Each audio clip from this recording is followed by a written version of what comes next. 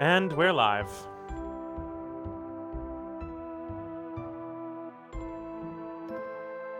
Hello.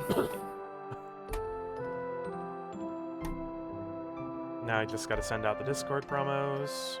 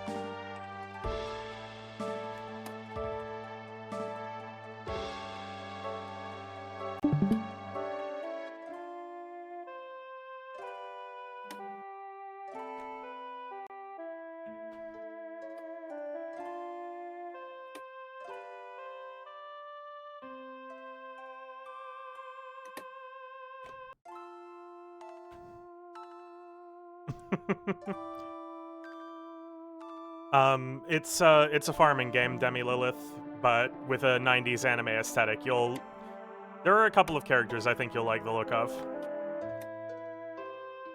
Also, hey Tabupo.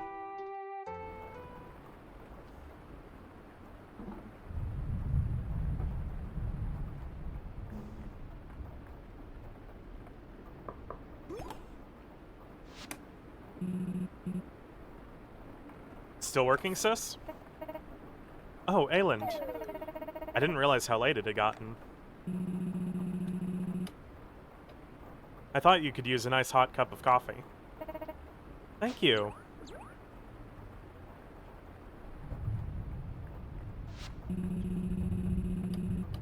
So, how is the town revitalization plan coming along? It's nearly there, I think. I've cataloged the earthquake's damage, listed out the various repairs necessary, and even made plans to replenish our emergency stockpile by the end of summer. The only thing we're missing now is the help to see it through. With Mother and Father called away to the capital and people leaving after the earthquake, there certainly are fewer helping hands around. If only we could attract new villagers to move here. Mistria is such a beautiful place. The small town charm, the rich history of the area, the rolling farmland. That's it! The old farm south of town. Why don't we send a notice to the Adventurers Guild in the capital? Surely someone out there will agree to aid the town in exchange for land with such potential. That's a great idea! I'll get started on it. Thank you, Ayland. I wonder who will answer the call.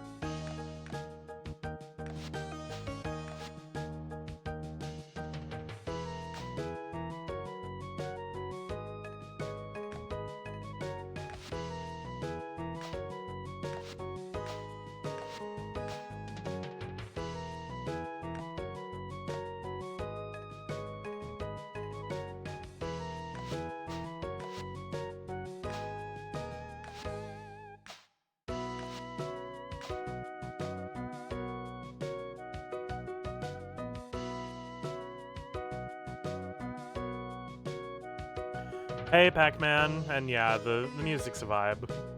Guess I'll put on a witch hat. Since there's no, Nah, that's way too big.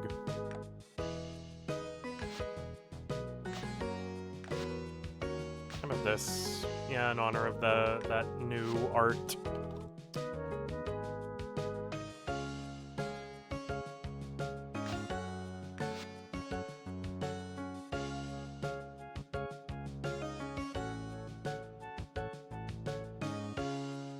Gonna screenshot this and send this to the server. It's going well. Just been kind of a tiring weekend, so I'm taking a cozy game day.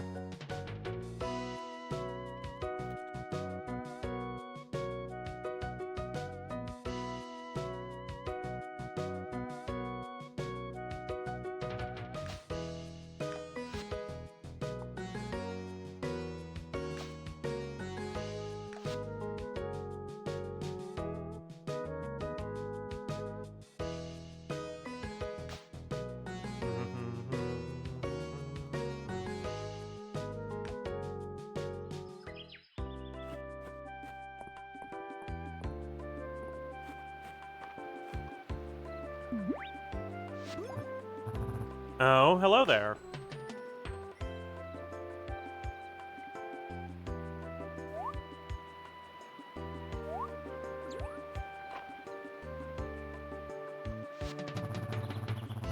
Didn't expect to see anyone else out this way. The roads have been a real mess since the earthquake. Nice. Nice, Pac-Man. I'm Baylor, a traveling merchant. Pleased to meet you. Let me guess, you're here at Lady Adeline's request? She mentioned someone had taken her up on her offer. She said she was looking for a capable adventurer. Well, Mistria could certainly use the help to get back on its feet. I'll walk with you the rest of the way, if you don't mind the company. No wagons can get through since the bridge collapsed, so I've had to carry what I can on foot. Great, let's go.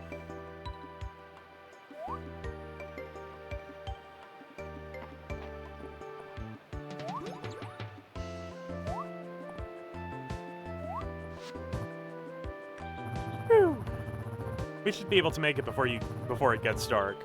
Come on, we'll head straight to your new farmstead.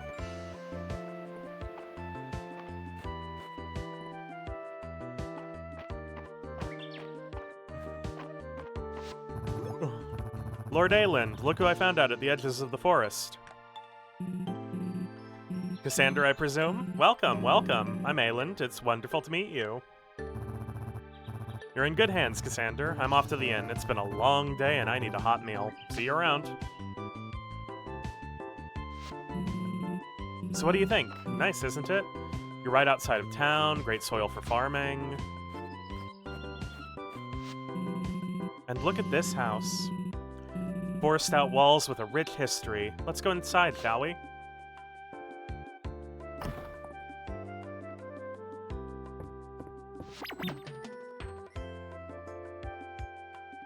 Ah. Just a minute.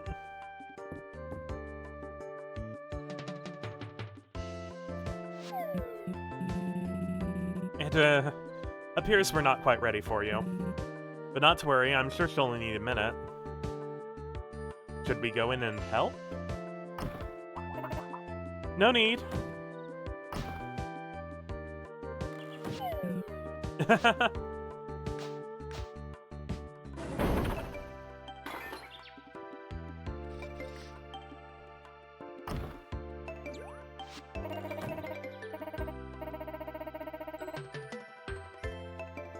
Oh, that outside plot is giving Stardew. I'm seeing.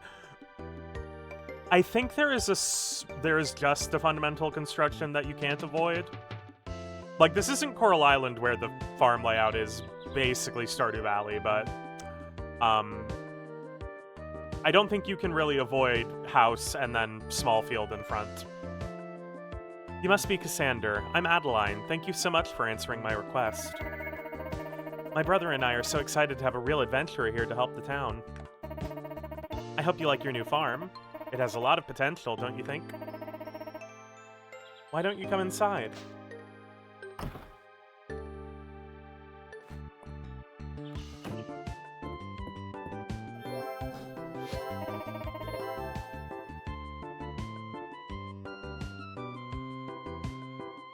Welcome to your new home. How cozy.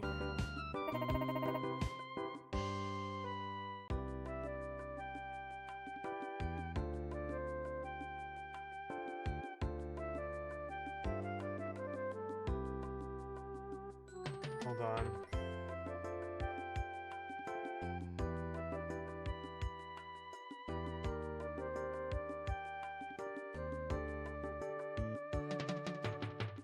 It's gonna be like this for a hot minute. My head's kind of hurting.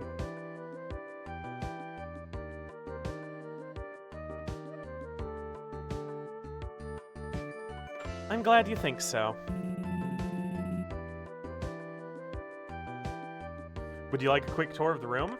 Yes, please. Wonderful. This here is your diary. You can write in it when you want to record your story. And this is, of course, your new bed. Make sure to get to sleep by 2 a.m. each day to keep your stamina up. We've also put this calendar up for you. You can use it to check when Mistria holds its festivals and to check when everyone in town's birthdays are. And this storage chest here was made by Mistria's very own carpenter, Rias. You can store items here if your bag starts to get too full. And that's about it for your tour. I thought you might be hungry when you got here, so I stopped by the inn and picked up a bowl of their famous vegetable soup. Well, I'm sure you're worn out from your long day. We won't keep you up. Welcome to Mistria, Cassander. We're so glad to have you. Let's meet up tomorrow so we can start discussing our plans for the town restoration. Yep, very pretty siblings.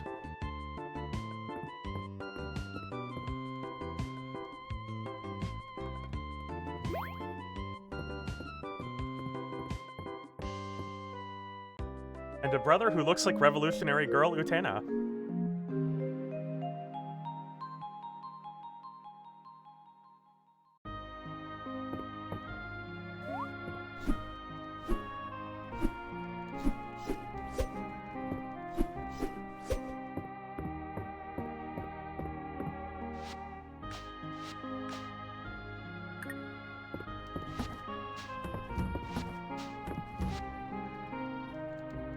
The Spring Festival is then. Summer Festival is on the 28th. The 10th for that, and the Animal Festival is on the 10th of winter.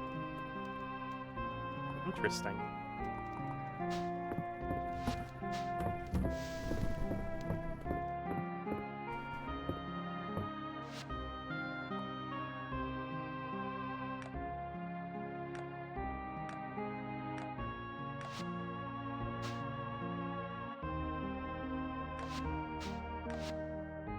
Oh, we can change her name whenever.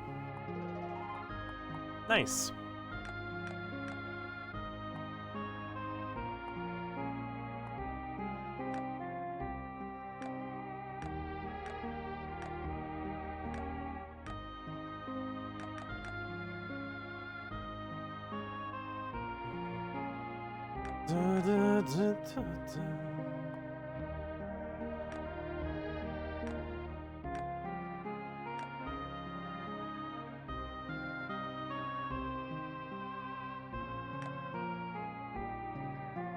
Oh, this is a lot.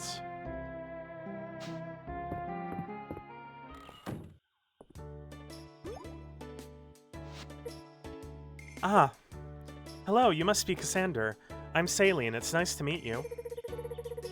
It looks like we're going to be neighbors, so I thought I'd bring you a little housewarming, field warming present. Here's a hoe! You'll need it to till your fields. I love gardening myself, so I had this extra one lying around. If you want to expand your field size, though, you'll need a shovel. They're available at my family's general store. And here are 3 bags of tulip seeds to get you started. Our store also carries a selection of other seeds, so be sure to stop by. I hope you'll consider growing lots of flowers. That's a staff unit. Yeah, this is a staff unit. Thank you, I love flowers. Oh, I'm so glad. You know, Mistria has a rich horticultural history.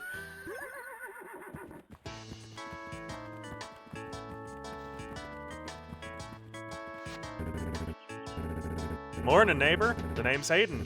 I run Sweetwater Farm to the west. You don't gotta tell me your name, Cassander. You're already the talk of the town. Hayden, you almost galloped straight into poor Cassander. Ah, don't mind my horse. He just likes meeting new folks as much as I do. Welcome back, Pac-Man. Gonna pause on the... And that's a slut. Oh my god. Oh, but he is.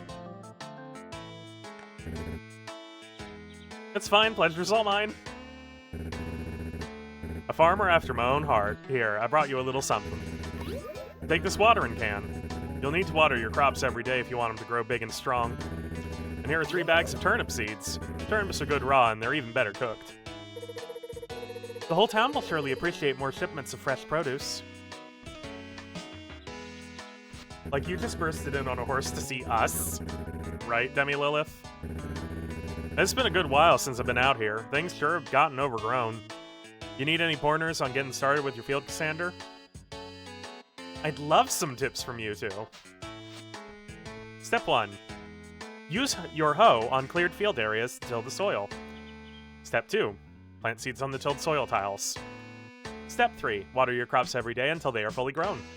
Step 4. Harvest. You can purchase a shovel from the general store when you want to expand your fields. Sell, cook, or even feed your crops to your animals.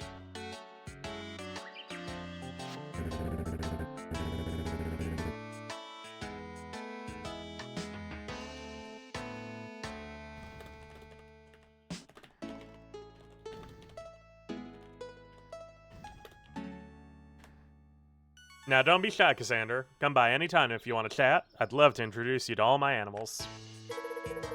I'm sure you must be eager to meet up with Adeline. Just head north of here and the road will take you right into town.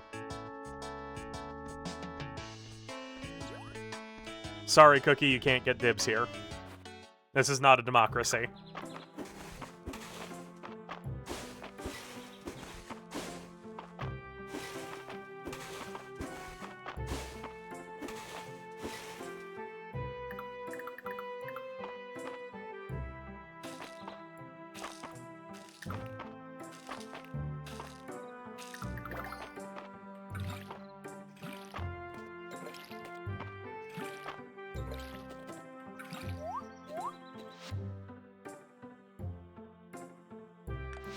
Oh, huh.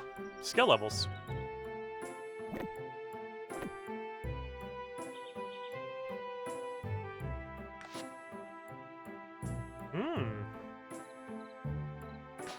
Neat. Oh, that's throwing.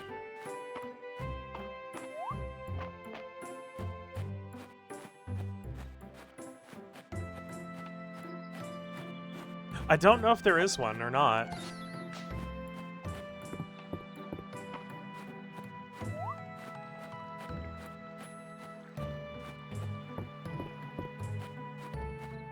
I only got a couple of days into my test game.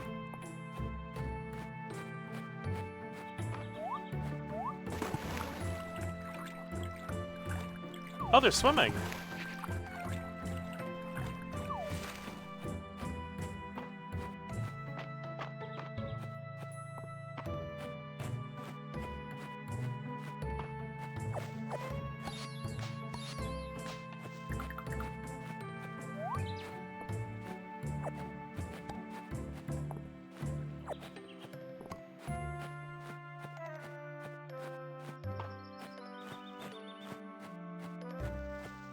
Ooh. Middle Mist, a rare and beautiful red flower grown in spring, can be given as a gift or used in various crafting recipes. That's a really pretty sprite.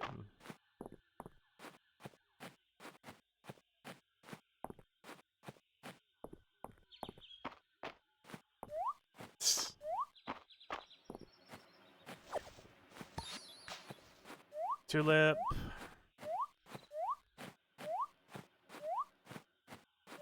There's a cherry tree.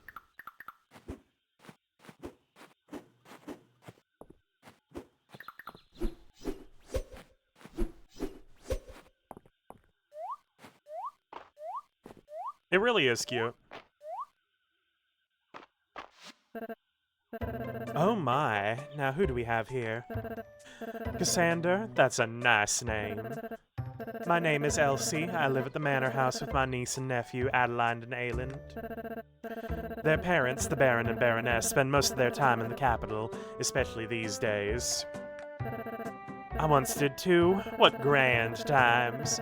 But spending time in Mistria, you really start to appreciate country living. Well, be sure to stop by for a chat anytime, dear.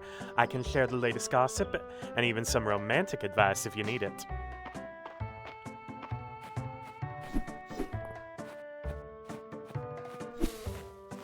I mean, that's what I went with.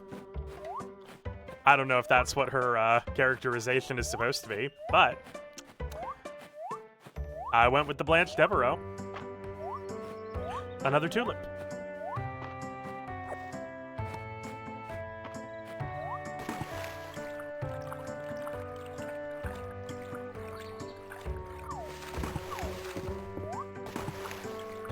Ooh.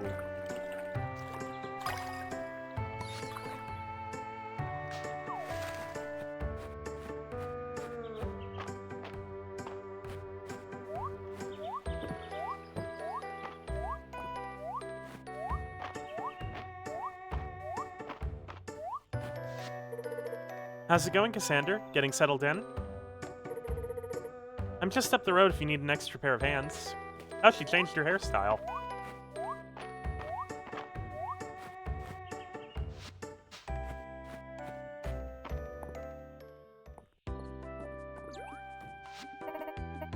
Hi there, Cassander. I was hoping I'd run into you. Your timing is perfect. I'm sure you're eager to start helping Mistria and its citizens, so I'm here to tell you all about our town's request board. Come with me. As the name implies, villagers post their requests here every day. You'll receive rewards whenever you complete them. It's a great way to earn money, equipment, and most importantly, renown. Renown? Ah yes, let me explain the basics. As you know, Mistria is just one of the many towns that make up the Kingdom of Valdaria. All of them receive a town rank according to their renown level. Towns with a higher town rank enjoy more popularity and more support from the capital. Mistria's renown level was improving prior to the earthquake. Since then, though, we're down 2 entire town ranks. As daughter and heiress of Mistria's Baron, improving this situation is my highest priority. With your help, we'll repair the earthquake's damage, raise Mistria's town rank, and put this village back on the map. Why don't you go ahead now and accept your first request? It's one I just put up for you.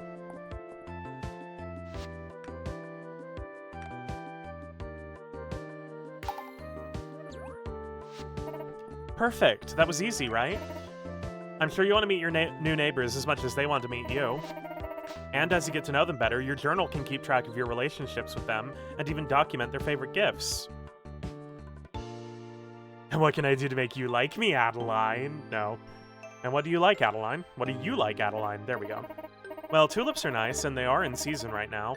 I hope you'll be growing some on your farm. You can view the map in your journal. It should give you a good idea where people are. Isn't that helpful? And each time you meet someone, it will update. You can think of this as the first step on our path to restoring the town. Isn't this exciting? Come talk to me once you're done meeting everyone.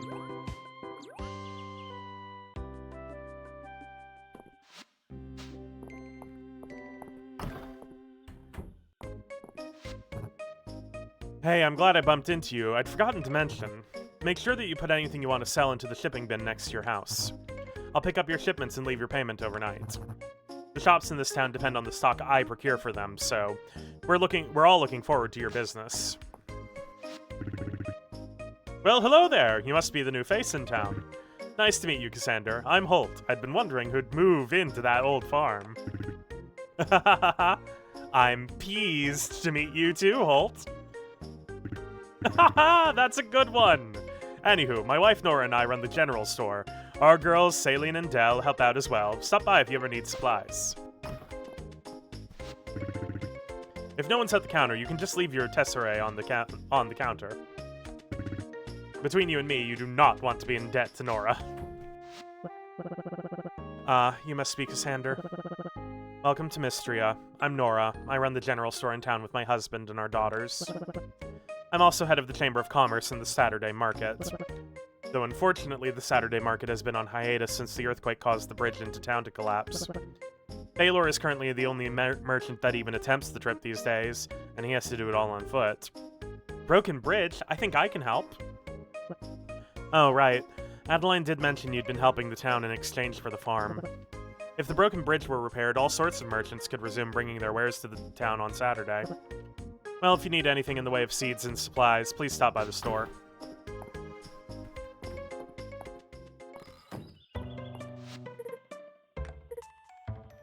I work part-time at the general store. I hope you'll stop by when you can.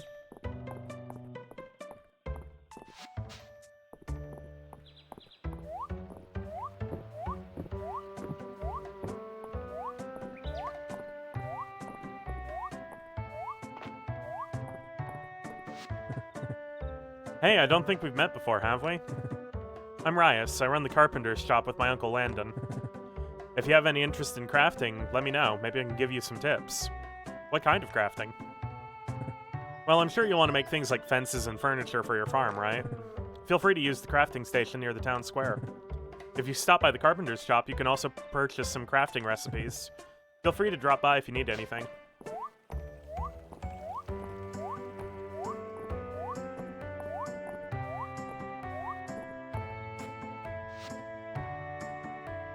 Oh, that's cute.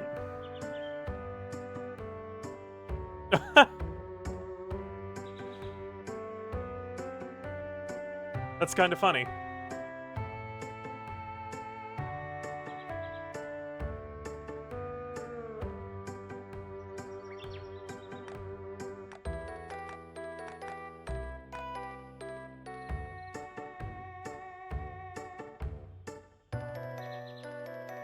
It is nice to not have to, like, craft it by hiring someone.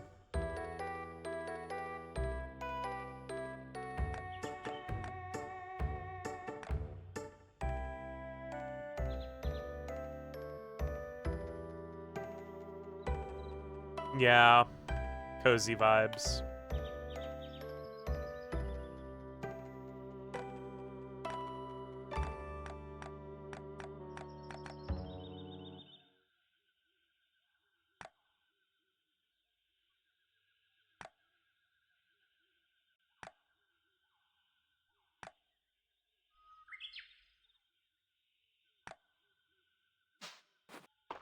Right.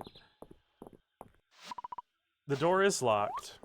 I have no idea what this is, but I have an idea of what it could be, because that's a bell, which means that's either a bell tower or a church.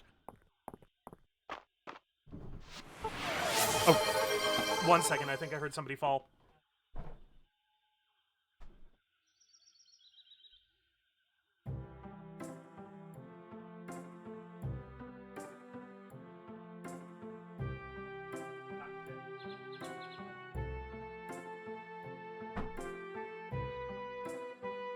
Okay. Everything's fine. It was not a serious fall.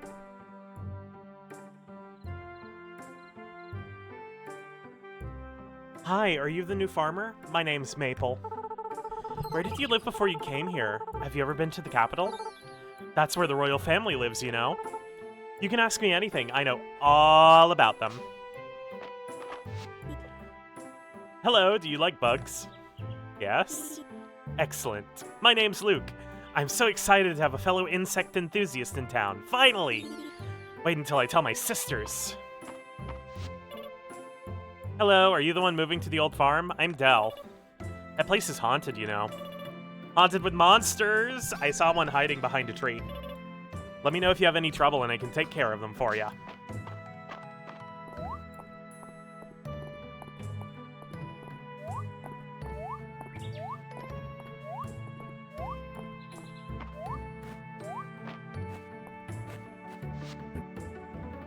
Swing by my farm whenever you like, Cassandra. The animals love meeting new people.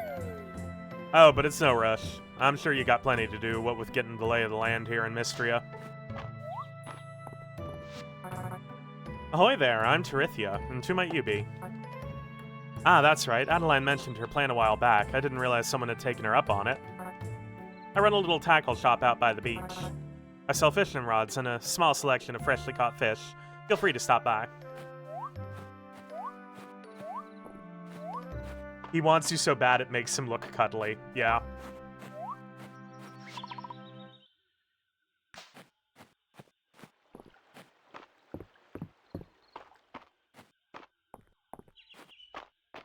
Ooh, tulip.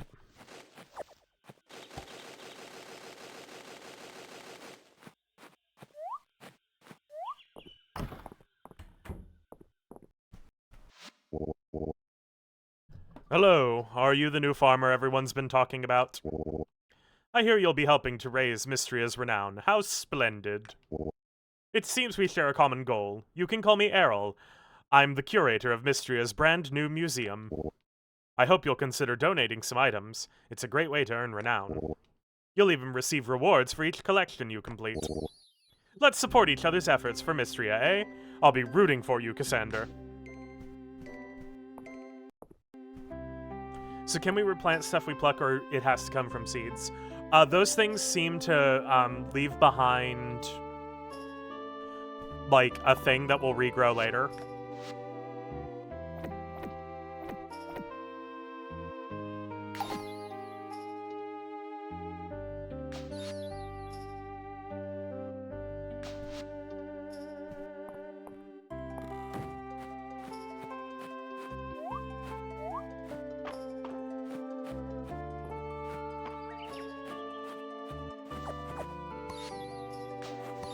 Chickpea, daffodil. We need that one for a bundle.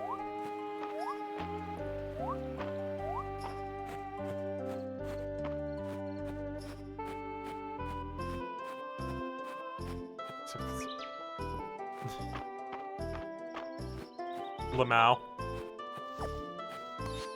Snowdrop anemone. Snowdrop anemone. We also need that for the spring flower bundle.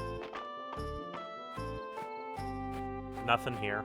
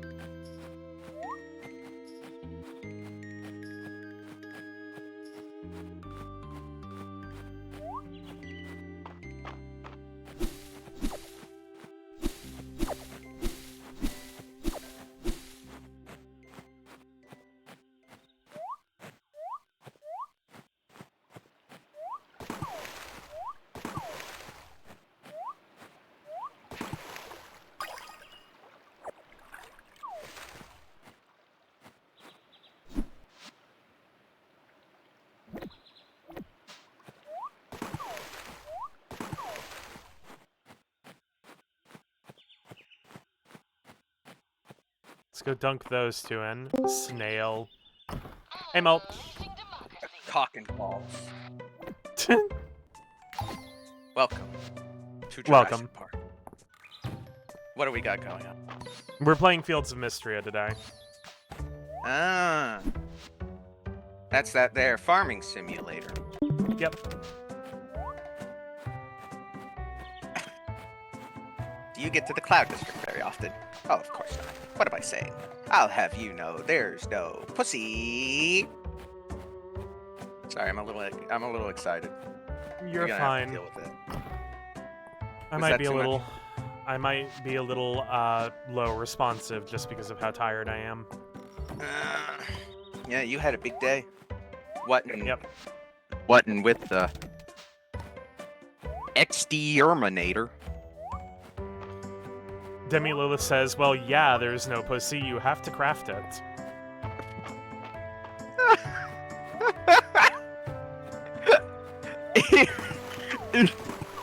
You mean in this game? Cruelty.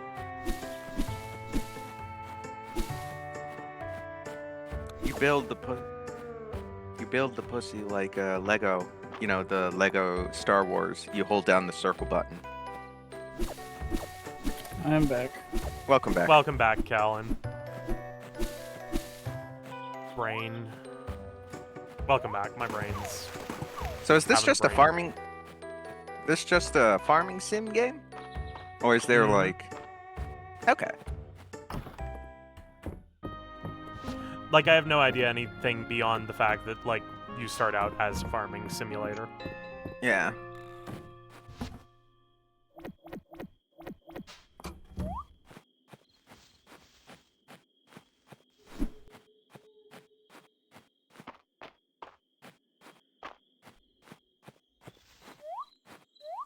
Do I have to go beat up the boss again? Oh, it didn't save. Cool. Lilac, we need that to finish the spring flowers. Oh, I must have hit new game. Oh, Well, I'll play Croc. Follow me for more. untrue facts. Who's Hayden? The he in the, the animal guy. He big There's and an animal? beefy. Oh. Did The I guy see him who yesterday? sells animals. Yes, you did. Okay. This guy. Oh, that guy, yeah.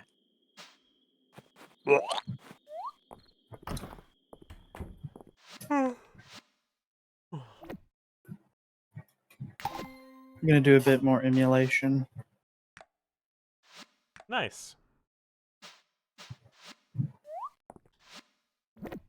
Oh, we got a treasure box. When the shark is around? Yeah. Oh, we got a copper ingot. And a backwards hat. Oh no, it's a farmer's cap. What does that look like?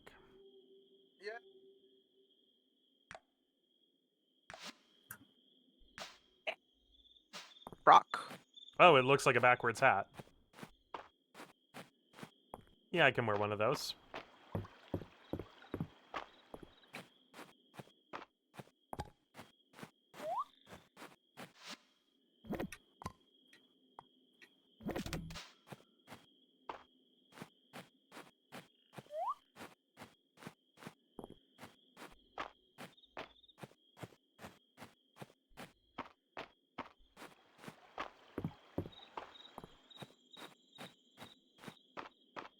Oh. Oh, you little rat.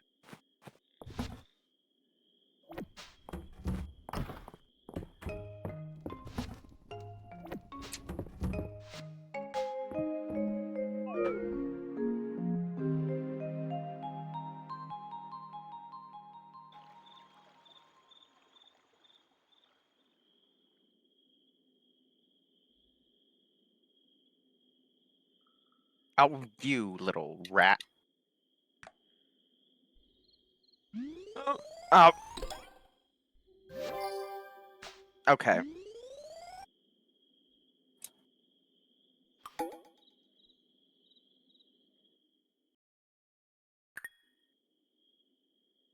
Oh damn, I forgot night cycles and people going to bed at a reasonable time. Yeah.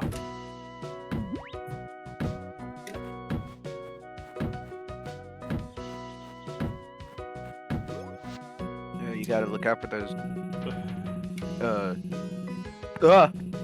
Ah, good morning, Cassander. When I was here the other day, I noticed something suspicious about this tree. I believe it's covering old stonework. Look at that As head of the Fire Historical Emblem Society, I ass. thought I'd investigate, but this old bark is proving to be surprisingly tough.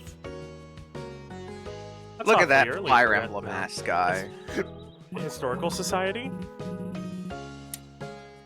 That is to say, Errol, Terithia, and Dulric, when he can remember. I'd be delighted if you joined us. I think I need a moment. Let me have the axe and I'll take care of it. In that case, you're welcome to it. Hooray, now you have the axe.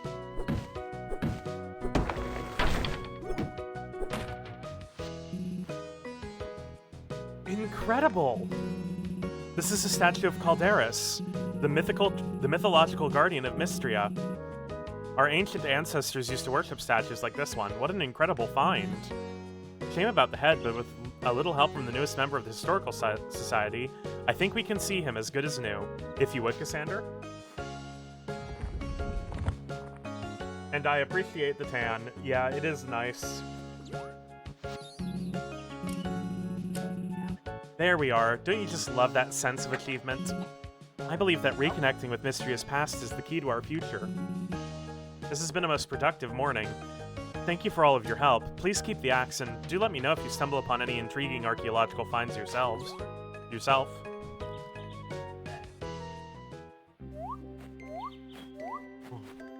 Oh, mail.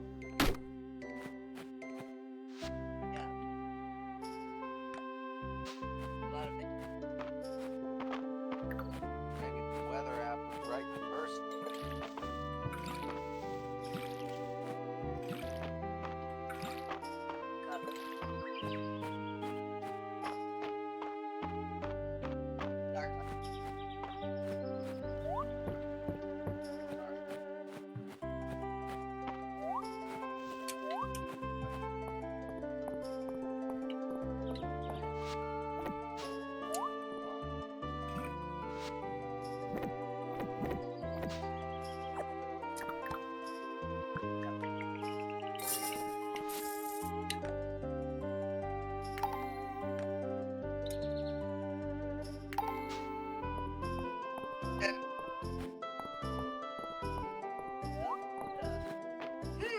My friends always say, whenever they always, it's like a bread roast.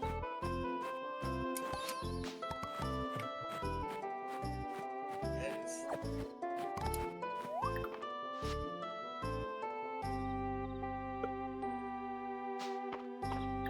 All right.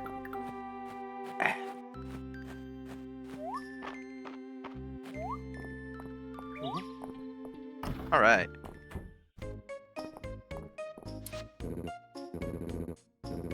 Hi there, the name's Landon. You must be the one Lady Adeline was telling us about. My nephew, Rias, is around your age. He's taken the lead at the carpenter's shop since I retired.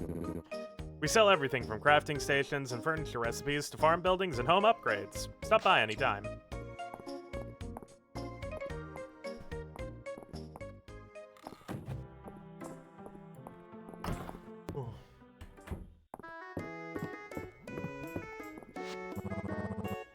Now, who do we have here? Are you the new farmer everyone's been talking about?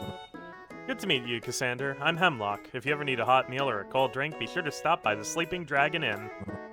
There's always a cauldron of hearty soup kept hot for anyone who wants a bowl. You can find artifacts all over Mistria. They can be donated to the museum or sold. But I really hope you'll donate them.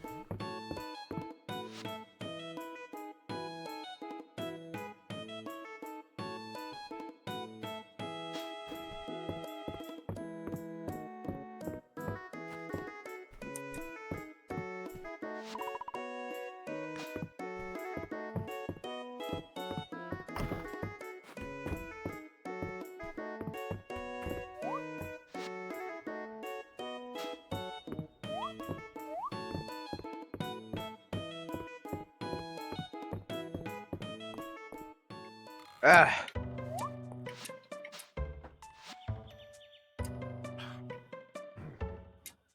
So. Hello? Yes, there we go. Ow! Now I'm Ah! flashing. Sorry, I'm repositioning. Ow! Oh. Ooh. Pinched my fucking finger between my leg and the desk. Ooh.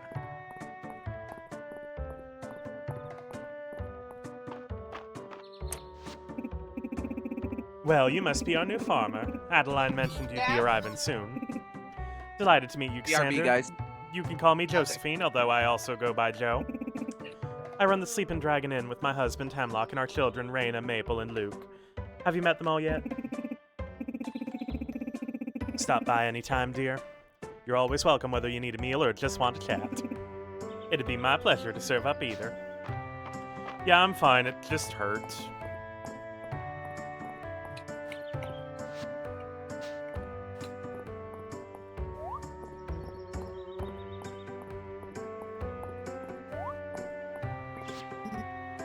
Hello, you must be the new farmer. Cassandra, isn't it? Me, I'm the town's doctor. I run our clinic. No need for formalities, though. You can just call me Valen. It's nice to meet you, Valen. You too, Cassandra. I hope you're getting settled in all right. Running a farm is hard work. Be sure that you get plenty of sleep and eat well to keep your energy up.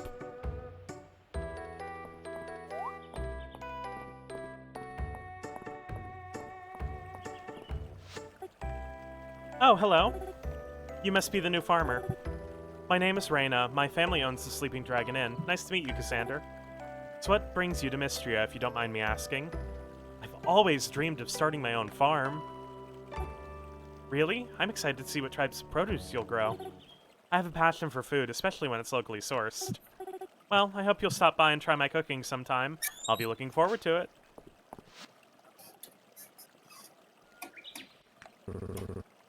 The name's March. What do you want? I'm Cassandra, the new farmer in town. I don't see what that has to do with me. Regardless of what Adeline says, we really don't need an outsider to come in and solve our problems for us. We have everything under control. Just don't get in the way.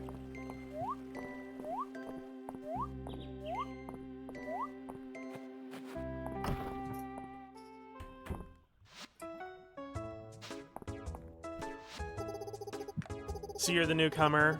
Is that right? Well, Cassandra, you can call me Juniper. I recently opened the one and only bathhouse in this backwater village. A backwater bathhouse, eh? Aside from catering to the grubby townsfolk, I have my own reasons for being here. Anyway, please stop in often. By the look of it, you could certainly use it.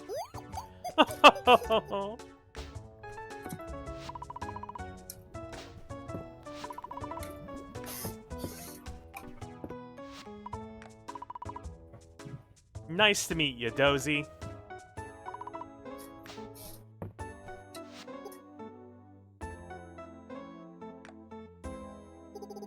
See ya, Pac-Man.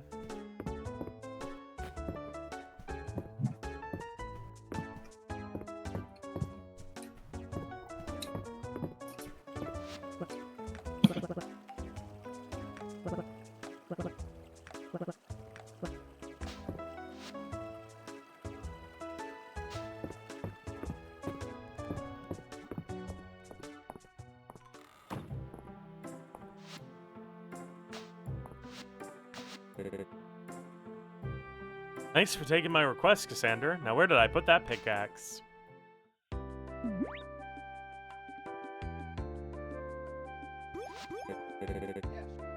Ah, here we are. So you must be the... Wow, you're incredibly ripped. Thanks for noticing. I used to be a miner before the earthquake hit, and we had to shut down the mines. I just help out around here. My brother is the blacksmith in town. If you want to know more about the mines, you should talk to Errol. He used to be the mines foreman, but now he's our museum curator. I respect him a lot. He's way chiseled. Demi Lilith, if you're here, eat your heart out. Welcome back. Oh, Why that's is right. he eating his...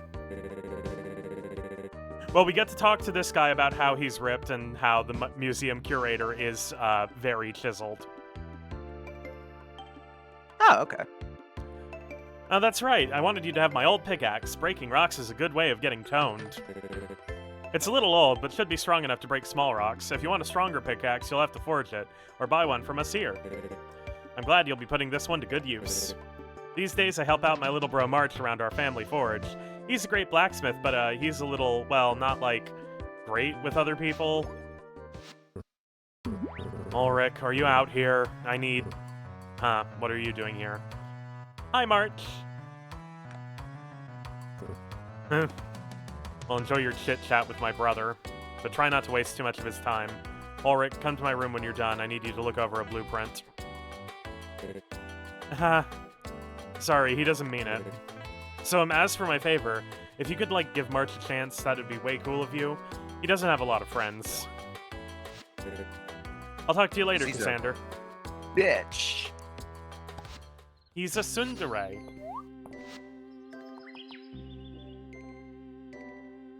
I was about to say, right, like a bitch, but then I decided against it. But I did still say it, so I guess I'm still evil. You must give me a high Evil five. Samuel. Evil mulch, yes. You must give me a high five. Or else cruelty.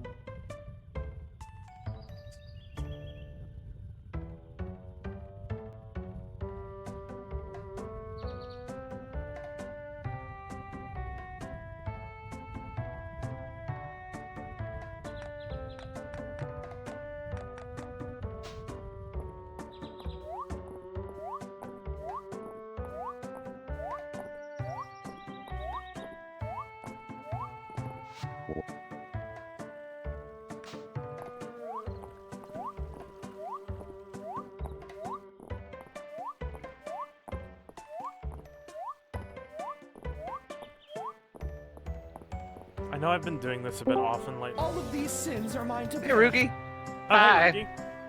Hi. How's it going, you beautiful man, you? Good. Oh, she's Friend of at the the channel, mansion. Rugi.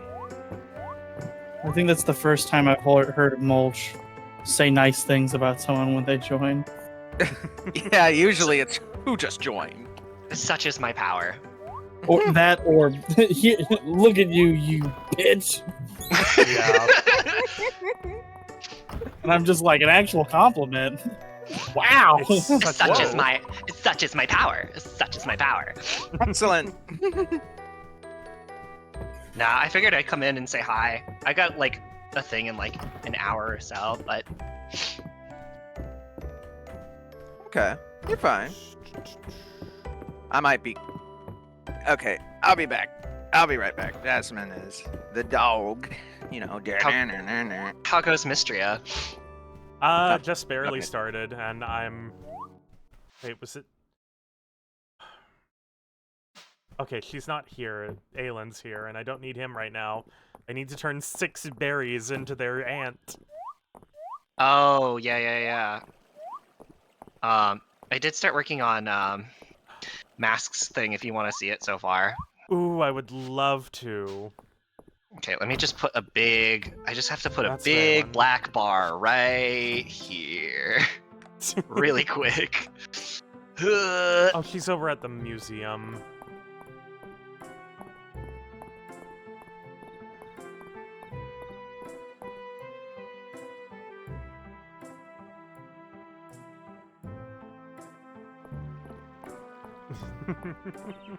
There you go.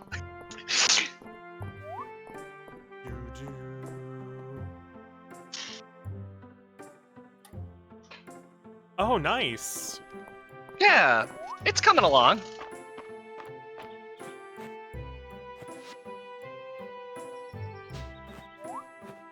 I love that. Who is it supposed to be?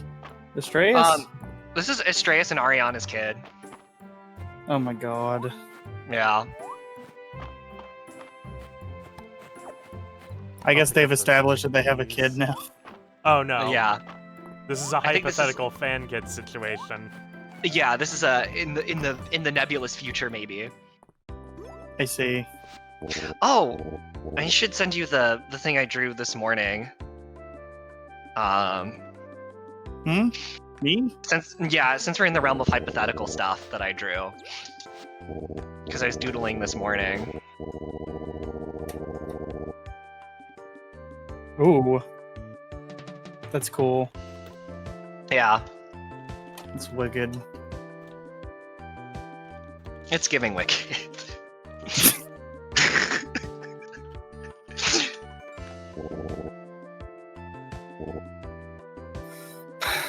I was about to break into song and dance for a second. I stopped myself.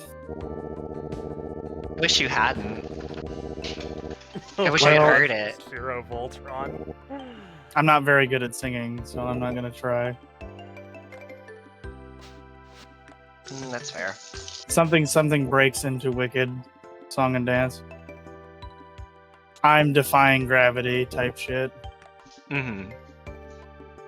I don't know any song from Wicked, to be fair. I've never seen it. I've never All I'm interacted with saying is hearing that while Adam is like ready to kill me in the New Yorker accent would be fucking hilarious. That's all I'm gonna say. it would be really funny. Ooh. I have to really sit down and like actually like learn like a proper like New York accent. Yours is great. Period. Thank you. Full stop. Cabbage, cherry, potato, strawberry, and turnip. Why are you giggling at me? I'm trying to be nice. Oh, because I'm embarrassed. I see. Mm-hmm.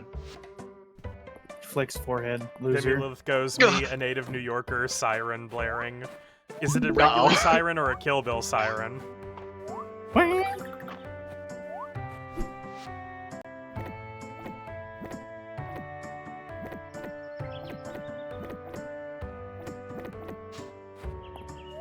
Kill Bill 100%.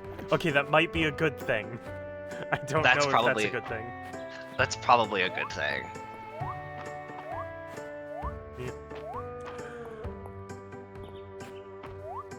Yeah. Adamisk Mogmog last night had almost such a good time. It was almost great. It could have gone so well. It Alas, could have actually been nice.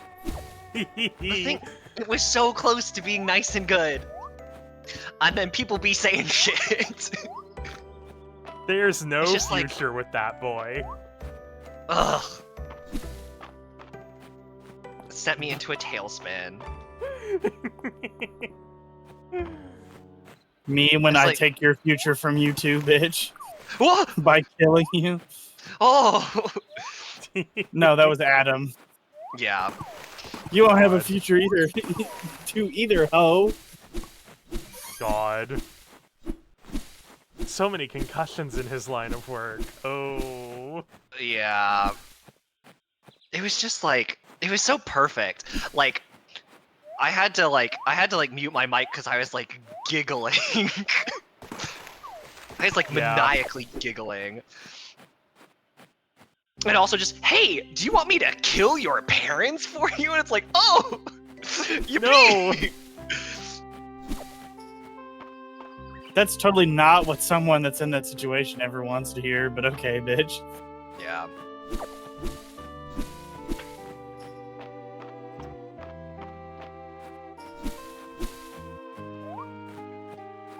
Just slightly too high to jump into the water from there. I love that I have a little jump button. Yeah.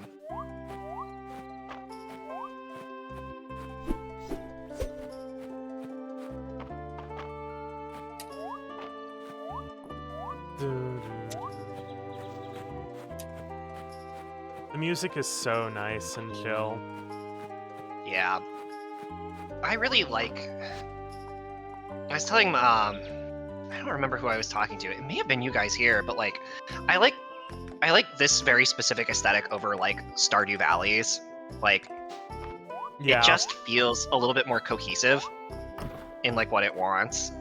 yeah, Which is makes not a knock sense. on Stardew Valley, but just like it knows what it wants right from the get-go and it really nails it. Like shout out to Miss Ojo Witch, doing it like no other.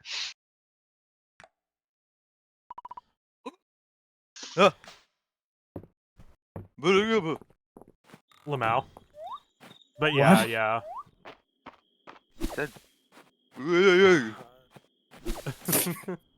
Sam, are you okay? Yeah, I'm okay. I just sat down. My only problem, I think, with Stardew Valley's art style is just that it's a bit,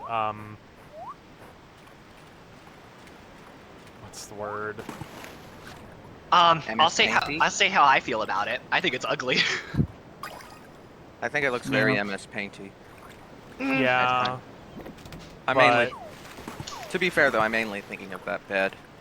It tries to do this thing where like it wants this really intense shading out of its pixel art, and it just doesn't really work at the resolution that it's at, yeah.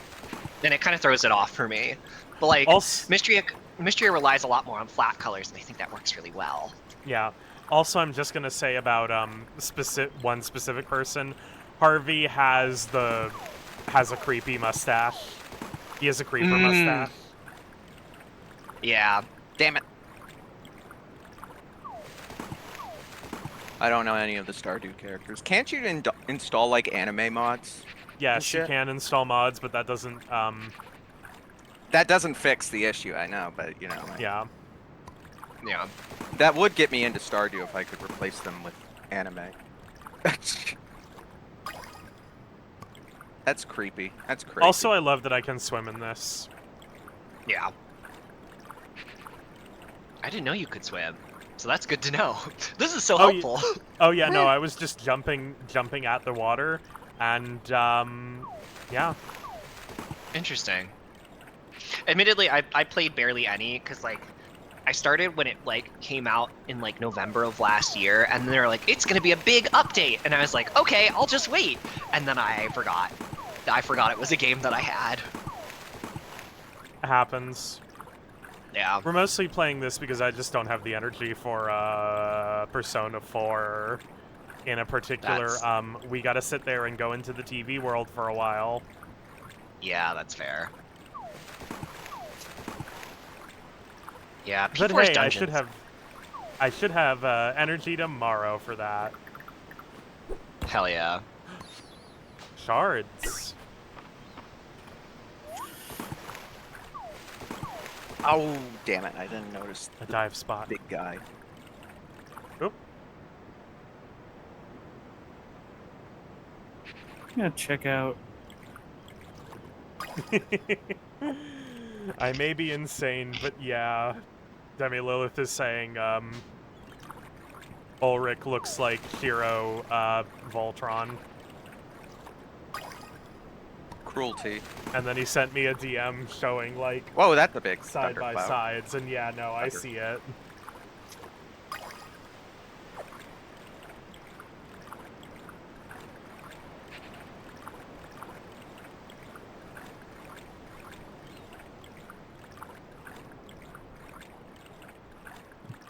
Yes, I did.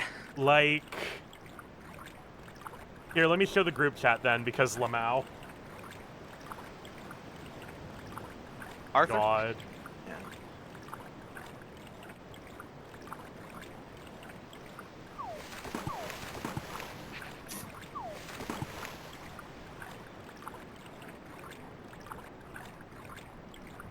But yeah, I'm really liking this already.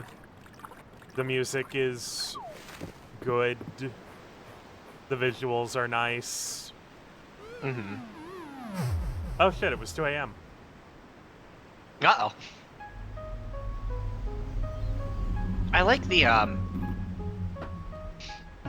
just feel like the characters have a lot of personality too, which is nice. And there's like a Yeah. really nice, like, it's a really nice mix of people. Come on, Jess. Also, it seems like you can fuck the dragon just because he has a heart. I think so. I think he's dateable. Also, there's a dragon. Let's just be real. Dragons Yeah. make everything better. There's like actual magic too.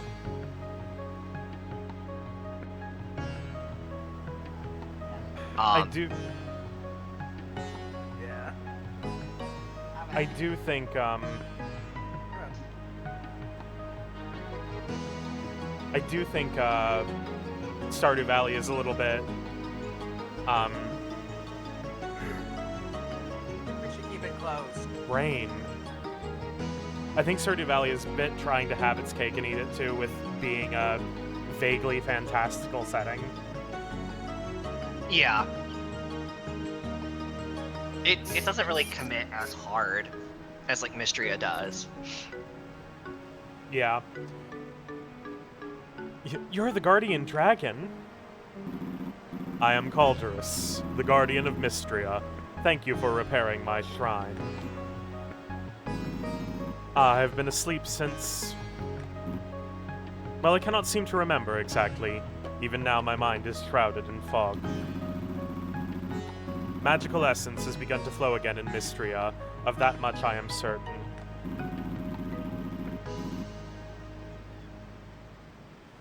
I ask you to extend your assistance once more, mortal.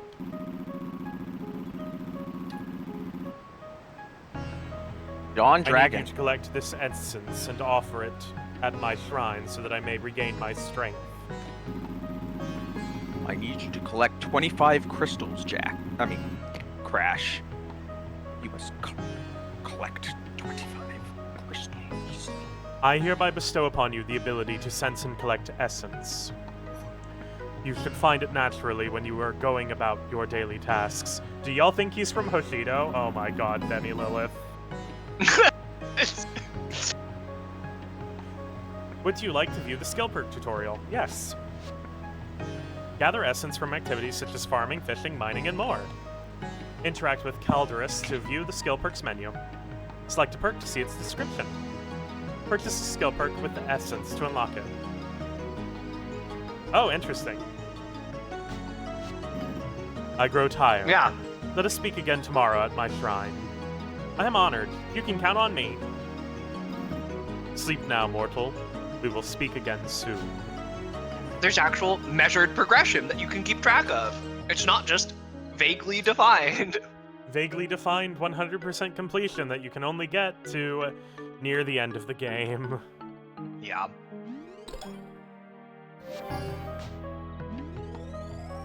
I was also liking that about Coral Island too, because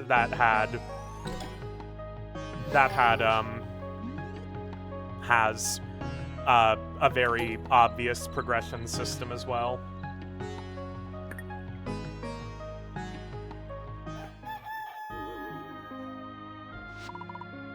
I overslept. Oh no, my health. Let's repair the bridge, which we can do now because I have the pickaxe and axe. Greetings, mortal. The time has come for you to begin collecting essence. Essence will appear in the form of small purple orbs as you go about your day. Try activities such as farming, fishing, and mining. You'll be sure to find some. Use this shrine when you want to offer your collected essence. In exchange, I will use my restored power to grant you skill perks. These skill perks will serve to make life easier for you. I grow tired. Let us speak again tomorrow. So what are my perks here? Harvesting a forageable will occasionally drop a seed, if it can be grown. Going to bed with 0 stamina gives a stamina boost the next day. Planting a seed will sometimes also water the soil of the targeted tile. Watering a crop will sometimes refund the stamina used.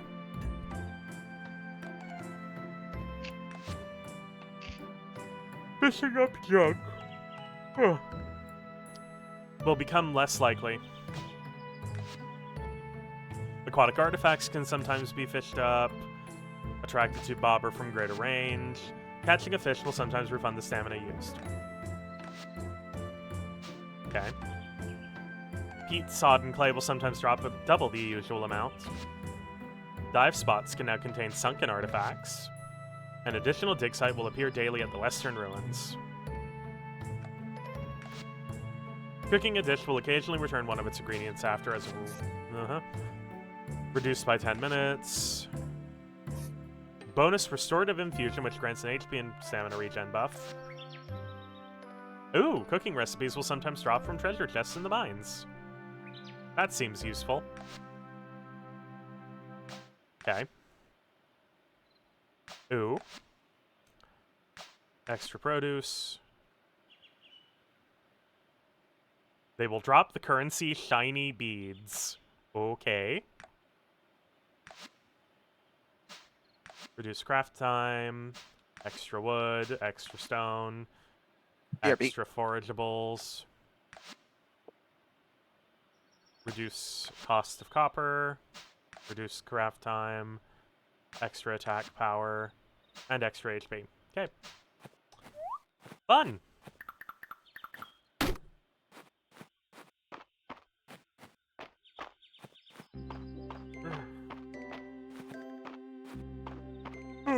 Let's go to the museum. Go first, though. Vegetable soup. Currently writing feedback where we should have a secret skill that lets us use the most powerful spell of all. Gun.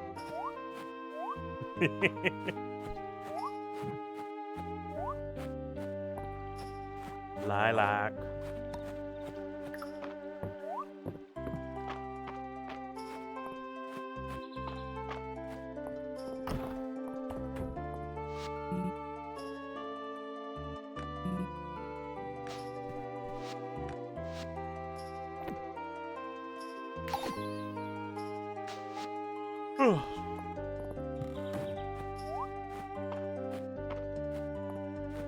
Man, I'm a bit sleepy. Maybe I need to make some tea.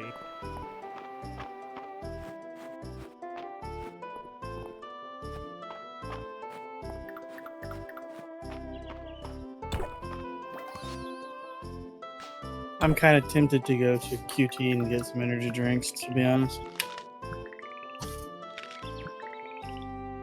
But what if you did?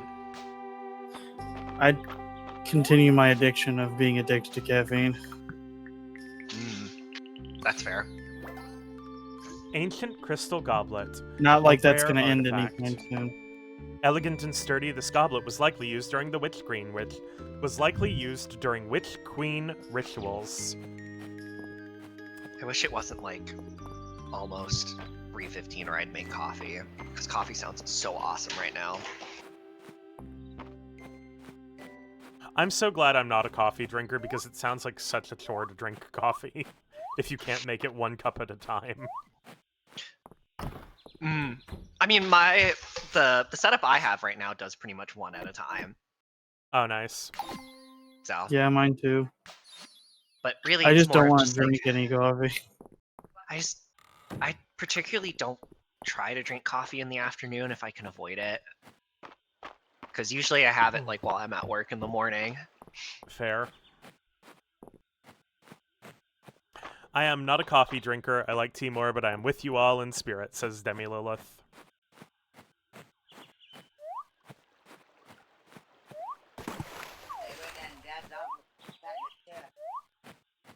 It's just a lot of work. That's fair. I've gotten to a point where my setup's like pretty easy. Like I have an electric kettle, so I boil all the water there, and then I just put like a filter down, and then just put the grounds in. Like really, Oh, the hardest nice. part is just dumping out the grounds when it's done, and it's like a reusable filter too, and it Ooh, fits right nice. over like the pour over cup that I use. So I've got it down to a Right. science, but Like, in terms of, like, what's a lot of work is just this past weekend has been a lot of work. oh, I got you. I am Yeah. just... Tired. I'm looking forward to, like, a rest. Yeah, I feel you. I'm really gonna miss having my Mondays off. I have to go back to my 5-day schedule at the end of this week. Aww. But at least, you know, I'll get into work an hour later and leave an hour earlier now. So it's like, it's not the worst, but I liked having an extra day off. Having an extra day off is always good. Yeah. I was really hoping that, like, if our team, like, did well enough that we could, like, argue for having it during, like our usual, like, schedule, but it seems like that didn't really fly. Which is fine. Ooh, Pete.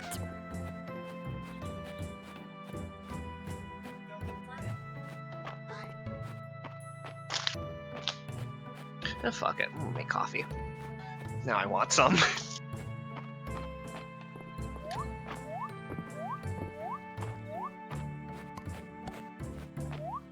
Big thing is I just don't want to stop playing right now. Mm-hmm. which is like what making tea would require of me. Yeah.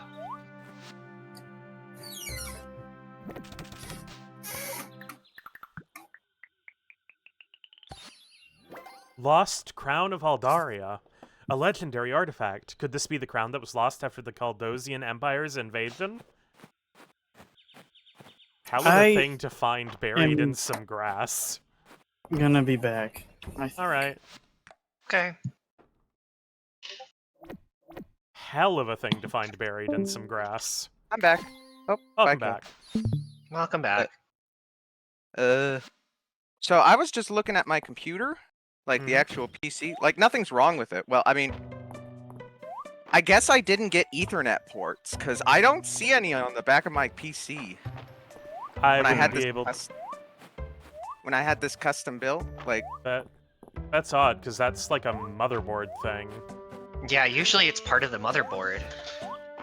I didn't see it on the back of the Take- computer. Could you take a picture of the back and I can maybe point to where it might be? Sure, yeah. Yeah, I'd be curious to see too, to be honest. Because that would be an odd thing for it to exclude. Yeah, like I said, this PC was custom built, so when we were building it, I may have said, like, something stupid, like, I don't know. Here, let me get a picture. I'll be right back. Yeah, because... That's strange. Yeah. I've never heard of a motherboard that didn't have an Ethernet port, but I can't say that they wouldn't. Maybe they're just building them like that now. Maybe. Which would be bad and scary. Oh, yeah. I don't want to have a wireless adapter on my computer. Yeah, me Wired either. is better.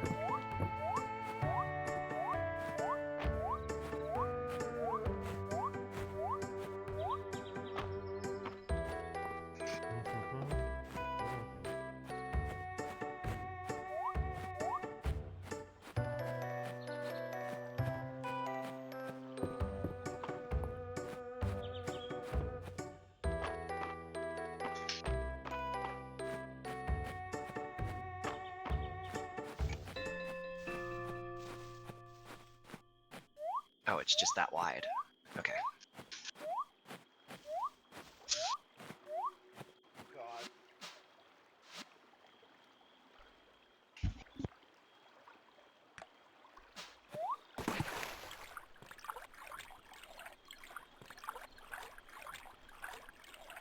Is it weird I kind of want to eat the trees? No, I think you should want to eat trees in video games that are It's a good pixel art. metric. That wasn't even... Flash. Oh. He sounds like he's having trouble.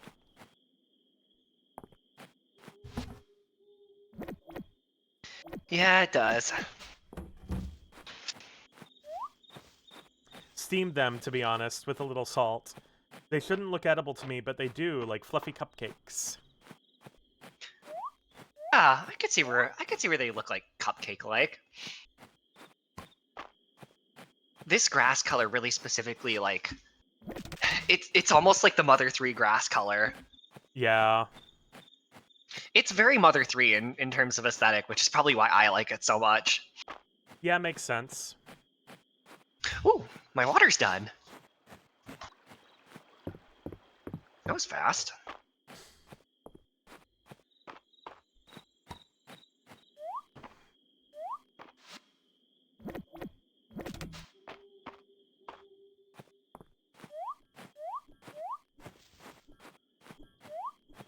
That's the best picture I can get. Oh. Okay, let's take a look.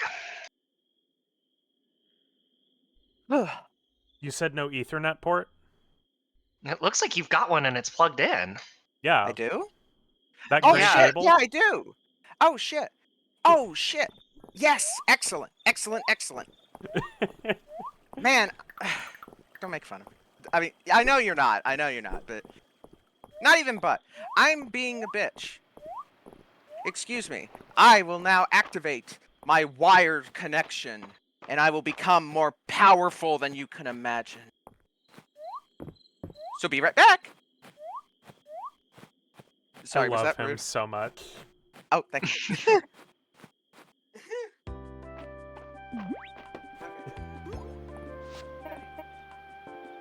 Hey, Cassandra, we were just getting started.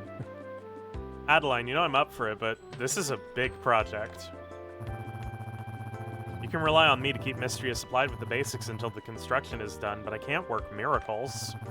Without the bridge, I can't get my wagon in and out of town, and there's only so much I can carry in on my back.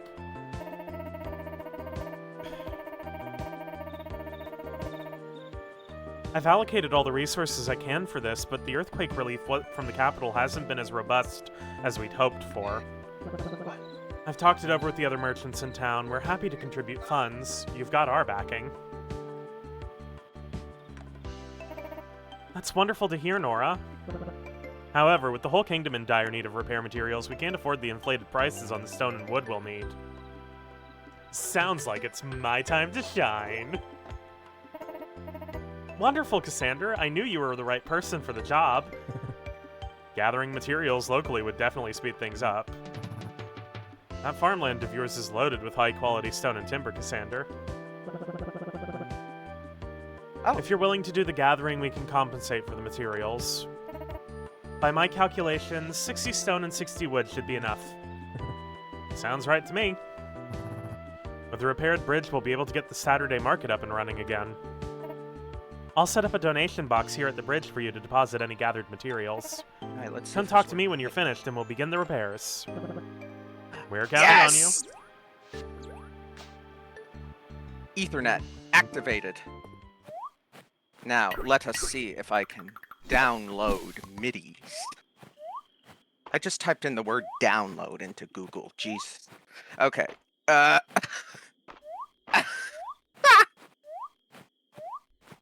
Let's see.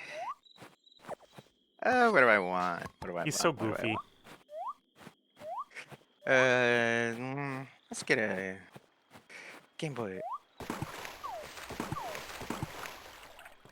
What's a You good... wouldn't download a MIDI. In fact, that's the only thing you can do with a MIDI, Demi Lilith.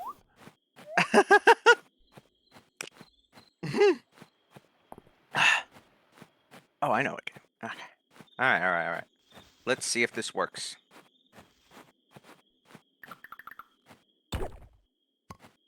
It's just shards.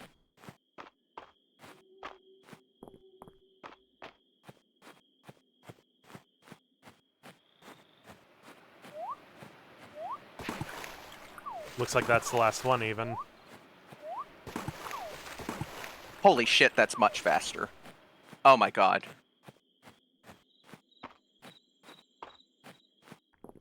Now, my 2 gigabyte file only downloads in 3 minutes and 10 seconds. Ugh.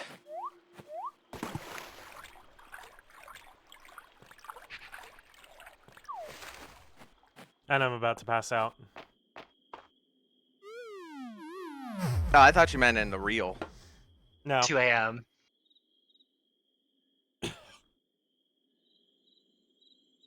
It doesn't matter. We got 220 gold. And unlike Stardew Valley, people don't rifle through our pockets. Yeah, that is nice. What? In Stardew Valley, if you are out at 2 a.m., you pass out, and somebody rifles through your pockets and takes your money. Be it Linus, or a Joja employee, or Harvey. Wait, Harvey does that? He has a chance to. Oh. He's the one who picks you up in the mine. Oh, okay. So I count him doing that as rifling through our pockets. That makes sense, yeah.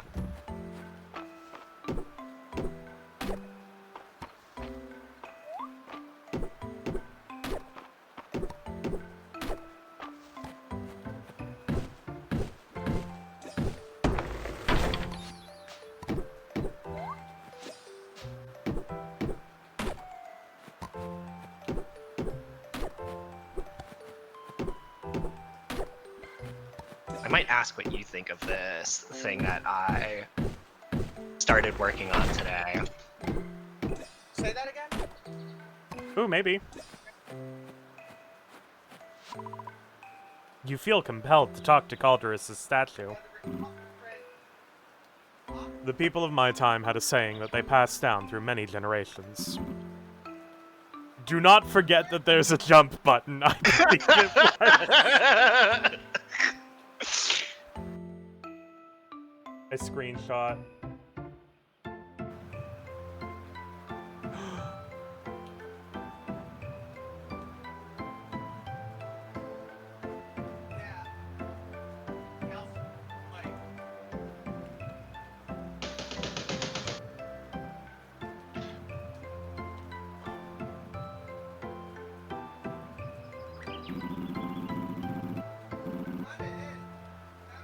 Anthropological Lord. That is such a nice name.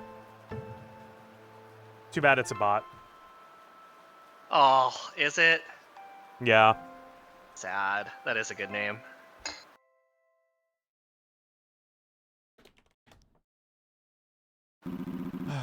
I assume that makes more sense if you're human. Perhaps you will find it useful. Of course, every human knows where the jump button is. Press B to jump.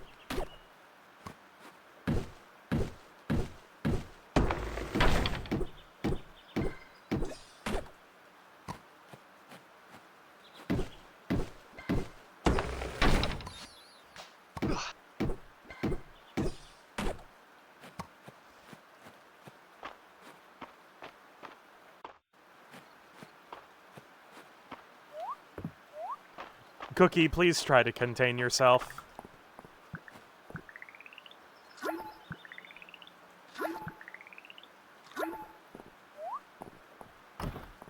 Would you like to guess who I'm gonna romance in Fields of Mistria? Would you like to take one wild guess who it could possibly be? Clearly, you're romancing Josie. No, I'm kidding. I'm kidding. Josie's so cute, but No, that it's is a this guy. dog. Yeah. It's probably. He's so me beautiful. too. He's so He beautiful. is. He's so beautiful. I love that Dozy is listed as bathhouse co-owner, though. Yeah. This dog has a 401k and a retirement plan. As he should. I think if Hayden weren't in here, I would just go for Ayland. Mm-hmm. If Ayland only is because- definitely... If only because Ulrich is not romanceable. It makes me so mad. It's so... Like, he doesn't even have the excuse that, like, the two married men have in that they are married. Yeah, it's egregious that Ulrich is locked off, because, like, he's so beautiful and he's so shaped. Yeah. Nope, Demi Lilith, he's not dateable, only his brother March is. Yeah. It's a crime. It's this Oh. game's one singular crime. I mean, it's game's other crime is not having Errol dateable either. Oh, is he not either? He's not! What is happening? This I don't man understand. should be this older gentleman should be marriageable, and I should be a. Just let Is old Elsie people not be married. either? And she's not. Ugh. Sad. Let these two older people date. Let them date the fresh-faced new farmer.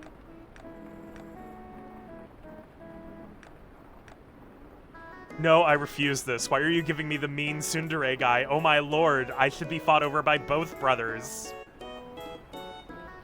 Real. Yeah.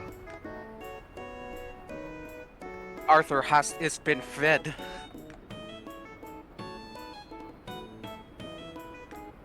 But not the rest of the cats, just Arthur. Don't know if the outdoor cats, you know. Teehee. Yeah, you know, cock and balls. Cock and balls indeed.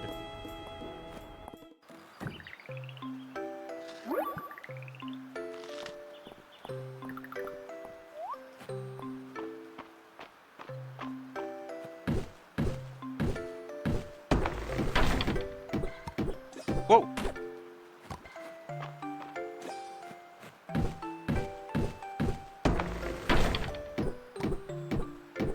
There's a cyber demon around here. And I'm dead. What if there was a cyber demon in real life? That would be the crazy. That would be fucked up. That would be fucked up. Could you imagine if the cyber demon went to Wendy's and was like, I'll have a number 2 combo.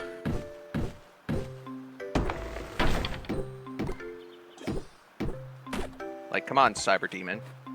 You can pick a better fast food place than Wendy's.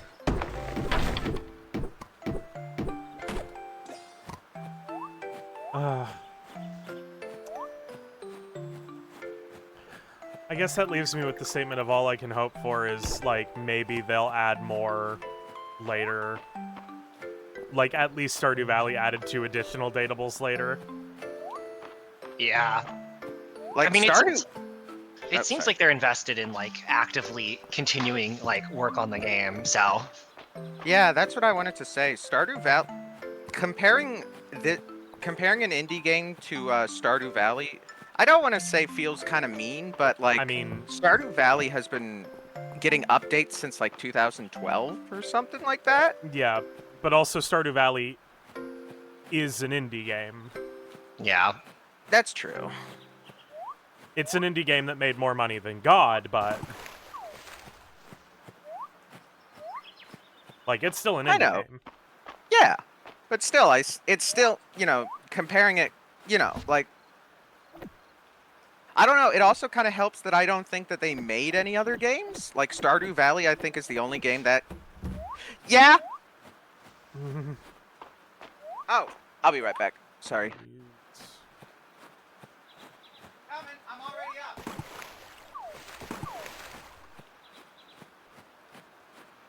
Yep.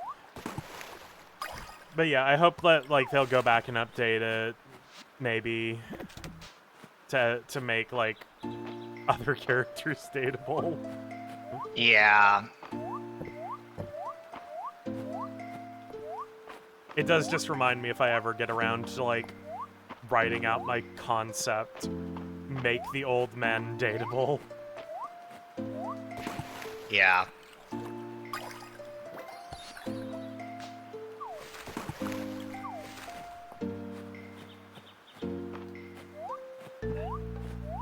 I'm back. Ugh. But yeah.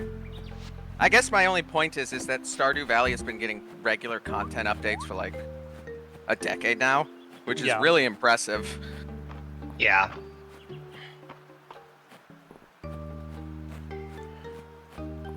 Granted, the developer said he was going to be taking a break from doing big updates to Stardew Valley for a hot minute so he can work on his other game, Haunted Chocolatier. Which is fair. Yeah, that's good. And I mean, especially since it's just like one guy, like... Yeah, for the most part.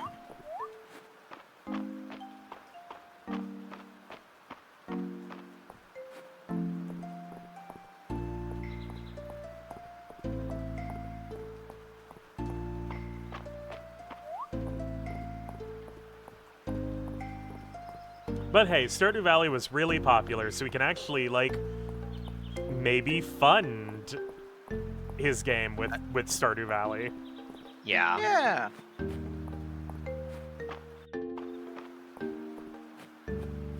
Alright, let's go turn in this nettle.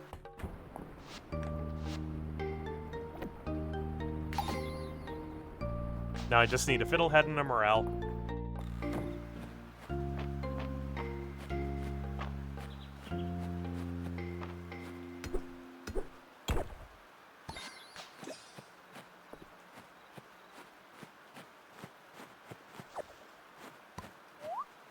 Alright. But yeah. Some of the choices in characters being dateable in this game are criminal. In the form of not making people who would be amazing as dateables and so fresh and... what's the word I'm looking for? fresh and inspired. Yeah. Okay. You want me to look around? Like, But, it would- you know, there's... Sorry. Nah, you go first. I mean, luckily there is kind of time to change that if they wanted to. Yeah. Alright, gamers. Welcome. Welcome back. Because, like,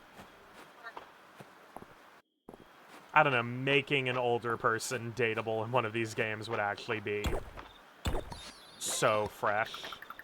It would be nice, yeah. What would be so fresh? Making an older person dateable. Oh yeah, that would be fresh. Especially with the designs they have, everybody looks amazing.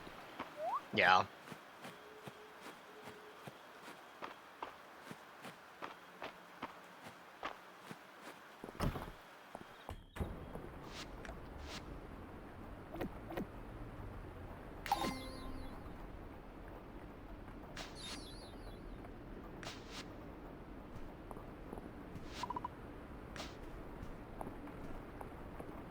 Oh, I can't actually enter the collection yet.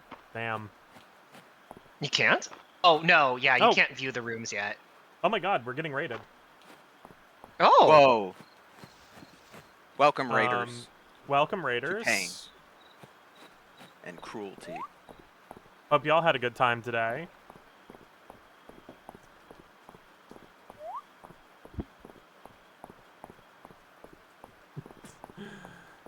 We are gamers like yourself.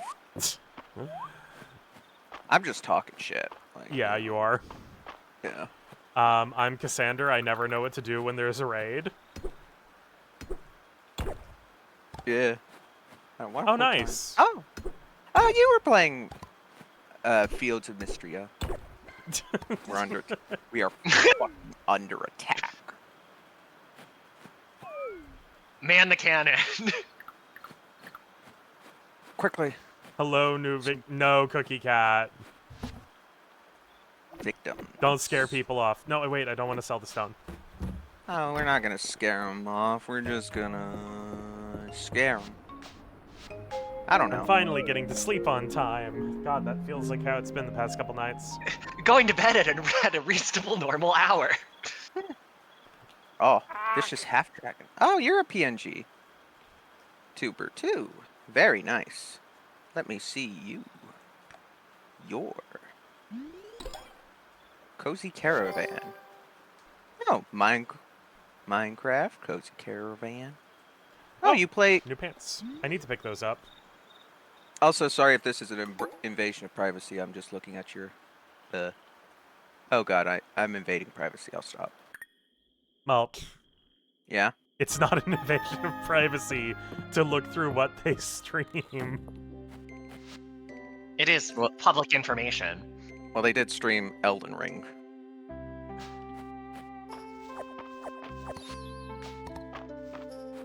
Oh, I think I need to go talk to,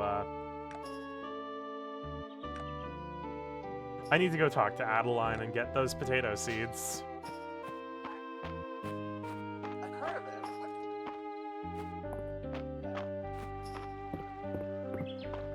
Invasion of privacy isn't looking at public information. It's free advertisement, actually, in this case, yeah.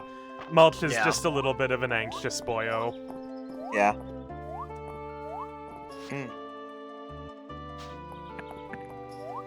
Yeah, sorry, I'm just very anxious about new people. Hello. But yeah, You finished meeting everyone in town? That's wonderful. Congratulations on completing your first request. Here's your reward. Adeline, I've completed like 3 so far. man, I hate it when these kind of cozy games are like, go meet everybody in town. Yeah. Well, luckily this one... Hey, Mask. But yes, Hey, I'm a Mask. soy PNG tuber playing cozy games like Fields of Mistria, Cozy Caravan, Minecraft, and Elden Ring. I mean... Elden Ring is a cozy game, is the thing about Yeah. it. I It mean, I is. play it like it is. I go around and I look like, ooh, look at all the ugly British people. I'm studying abroad right now. Oh, thank you for following, Lyra. Rain Lyra. I spend so much more time in Elden Ring just like walking around than beating bosses. Mainly because no boss in Elden Ring took me all that long to beat. I think the longest was You the want some Fire heart? Giant, which took Hey, me Max. like Go get the Warden Gnat. Fire drive? 4 Bonus hours to Lilac. altogether. Lilac? Why did I Soy pronounce it PNG. like that? Elden Ring, yes. Yeah, Elden Ring. Elden Ring's got vibes that are chill. Yeah, like I I'd say if I had 100% to Elden guess, Ring, and sometime between my frustration overload and now, Elden Ring can't frustrate me anymore, which makes it cozy. Yeah. if I had to guess the time split, like 70% of my Elden Ring run was like, ooh, what's over here? Ooh, what's over here? And just doing that over and over.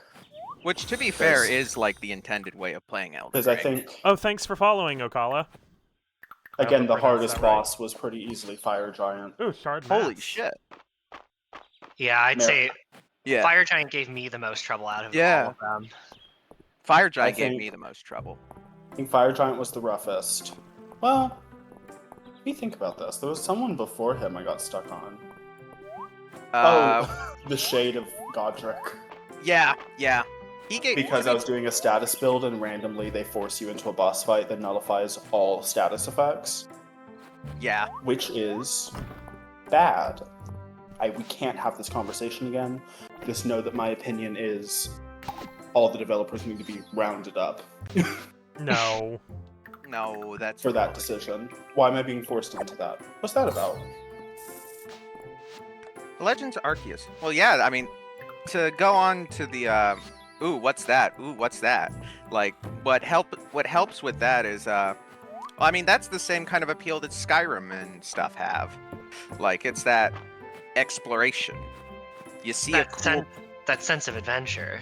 Yeah, you see a cool place in the distance and you go, "Ooh, I want to go there." Right. Jump. Jump. It took Not me a this- while for me to get into that vibe for Elden Ring, because like I haven't been shy about the fact that the first 2 areas are just kind of boring to me. Namely, Limsilla. No, different. thing. Limgrave. Limgrave. Limgrave. No, the swamp. Liurny of the Lakes. Yeah. Thank you. I knew it was 2 L's, so I was thinking Limsilla Minsa. Different water city. Anyway, Liurny of the Lakes is ugly as shit, and I hate all of it. Unfortunately, that's where like 75% of quest lines are for some reason. So I As- kind of have to be there. If I didn't have to be there, I'd never go there. Mhm. Ugly. Well, I thought it was pretty. Yeah, I think it's pretty too. Like, I'm not gonna say anything. I just think we disagree on this. Like, watch out, Limgrave, there's an ugly bitch behind you. Oh, come on, it's blue and it's filled with water. It's not even blue, it's just like gray water, fog land. It's like the Pretty set blue. of Twilight, but without the blue tint. All right. I mean, see you, Twilight- And I Okala. love- Thanks for following. Thanks again for following. And thanks for the Yeah. raid. See ya. See ya. See ya. It's like, I like all of the later areas. I think my favorite area is probably Far Missoula. That was fun. Really?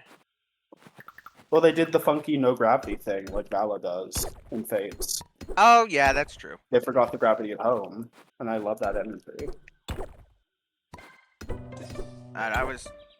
Also, it We looks should like get it's that under. more often. Also, it looks like it's under a permanent derecho.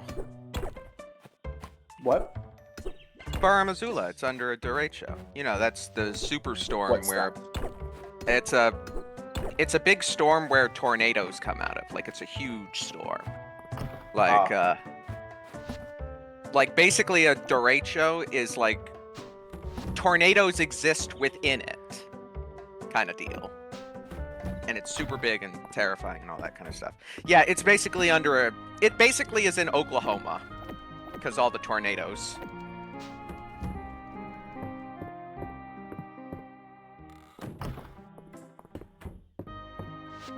Which is a very bold decision for a fantasy location, Oklahoma. during storm Granted, I'll be season. honest. A big part of the reason why I like Far Missoula so much is because it has like some of my favorite boss fights, including my favorite boss fight in the game, Dragon Lord Placidusax. Yeah, that's a fair one. That fight is so good and so well designed that I think you should be forced to fight it. You feel compelled to talk to Calderus's statue. Although there is much that I cannot remember from ages past, the feeling of springtime is something one cannot forget.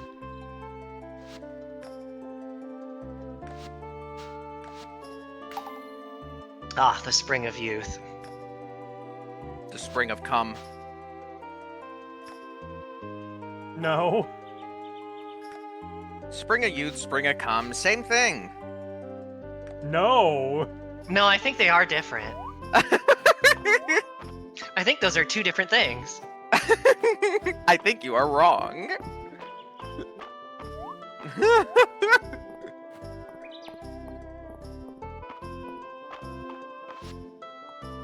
Watch out, Ruby, there's a dumb bitch above you in the call order. Uh-oh. Oh, Uh-oh. Ooh. Let's swap out the tank top for Adventurous an adventurous jerkin? jerkin. But we'll keep the short shorts. It's well, like the pollen opposite is of Theo. sex, so- Adventurer's Jerkin? I sure hope he does. Thank you. Why is the Yes. bridge like a band-aid? I don't support that. Oh yeah, it does look like a band-aid. Wait, what? The bridge, it looks like a band-aid. This bridge. No, down there. Go. Yeah, go down. Oh, it kind of looked like a band-aid. Yeah, see, it's a band-aid. The two little dirt patches are like the sticky parts, and the bridge itself is Yeah. like, yeah, I guess. I see what you're putting down. yeah. I'm sorry I have to see the whimsy in life while you can't, you unhappy stick-in-the-mud-looking bitch. Oh my goodness, Where's what? Goodness. This isn't man. isn't Anyway. you. My boss, we had a farewell lunch today, that's why I was late. My boss is moving up in the company, so she's not going to be on our team.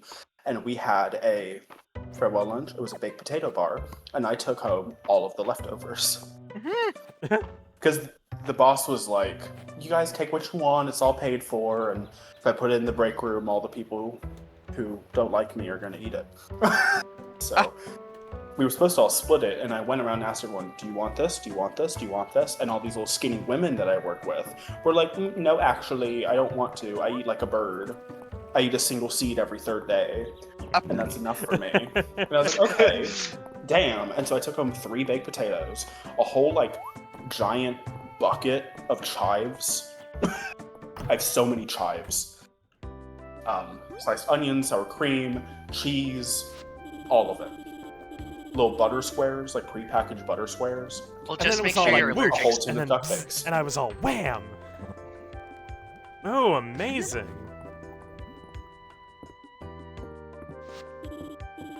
Cassandra, you came! Are you ready to become an entomologist? Mm. It means someone who studies insects. Damn, I've always wanted somebody to say those words to me. Yeah, that's what I do.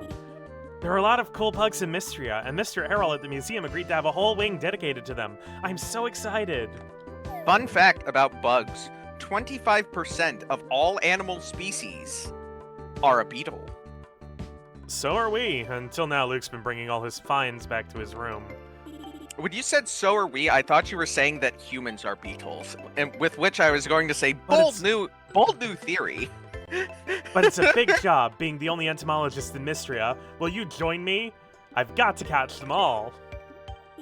She's got to catch them all, Dan. That's what I like to hear. You can't say no. I want to give you my old net. It's brought me lots of luck over the years, but I think it's time to pass it on to a new generation of bug catcher. You are a child. No, wait, this is the John principle. You're like an 8-year-old talking like you're a 40-something going to World War I. Yeah, but that's the charming part about John and Effie Look at that Engaged. form. He's gonna Don't forget be to in bring any home new in bugs you time find for to Errol Christmas. at the museum. Please don't bring them here. Be sure to tell He's me gonna about be- any neat bugs you find, Cassander. I do want to make a joke about Gene and World War Yes. One and stuff. He's gonna be home in time for Christmas. All 8-year-olds should go to World War One. It builds character. It does. Mask, Oh just my make god, sure Bay, you're not. I can finally use this sound. What'd you say? Jean, should I really Okay. be here? Should I really be here? Yeah. I feel like the moments, Yeah. the moments guys. pass, but I have to Yeah, make my keep pun anyway. Here, Pete. Mask, I hope you're not allergic to baked potatoes. It would be bad if you broke out in chives.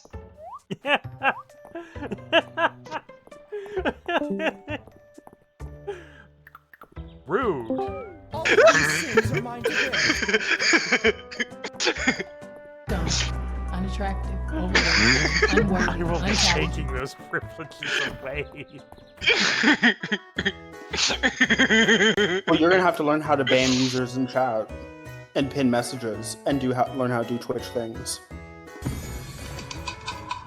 I already know how to do all those things. And why do you keep asking me to do it? Because sometimes I am in a game where I can't. Well, I hope that means you liked it if you banned me. Anyway, Really? Ruby, Right in I front of my do grand blue support grinding? the sketch. Quick question: Uh-huh. why penis? Oh, I don't know. I usually just draw it by default. Okay, okay. Like, usually I just draw it as part of, like, the base model, and then I draw clothes on top. So, like, for no other reason than just... I started sketching, and it just appeared. It just Okay. kind of showed up, because they do that sometimes.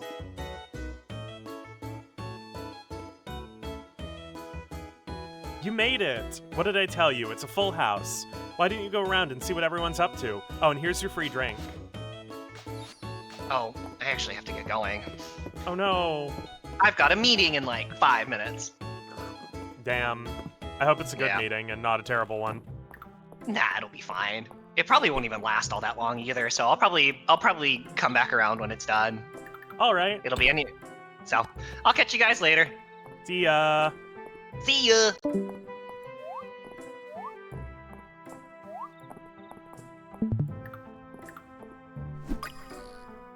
I got a bug.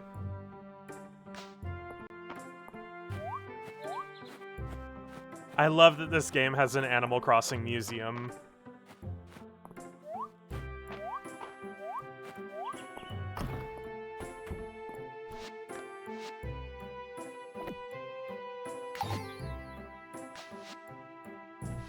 Alright, I am going to really quickly take a short break Damn. so that I can make some tea.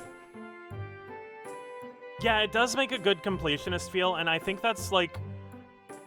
I think a full Stardew Valley... Not Stardew Valley. A full Animal Crossing museum is what's missing from Stardew Valley.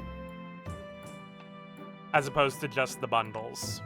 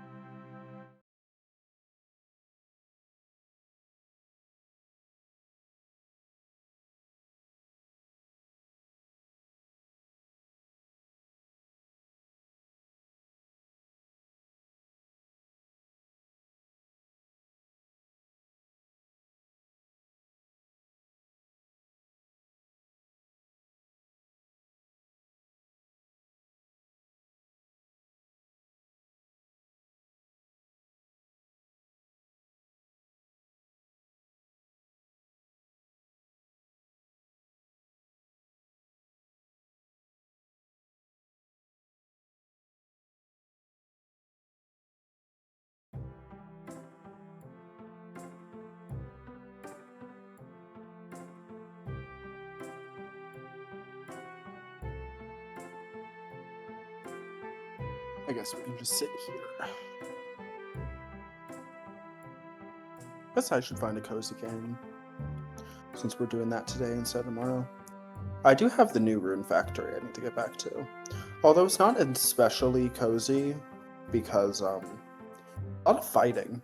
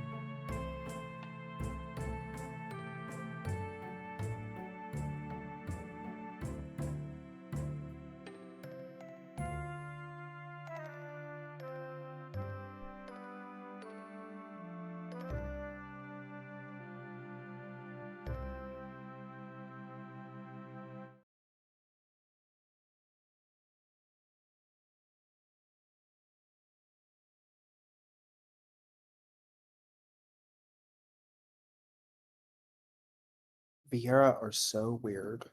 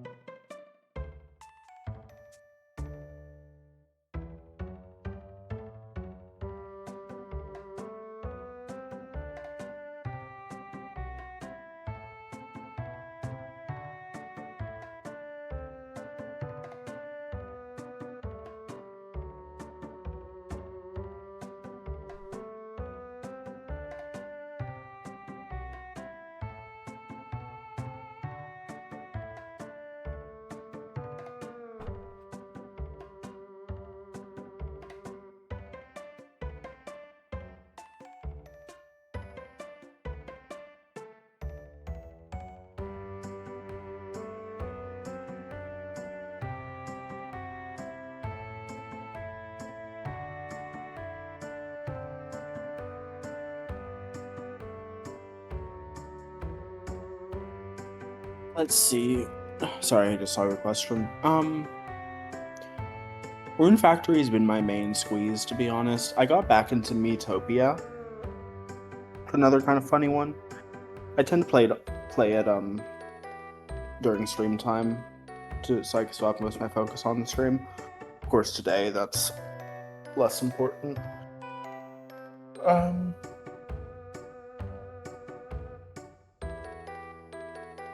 Persona 5 The Phantom X, I will admit, has taken up way too much of my time recently. Kind of been the obsession. Just really scary.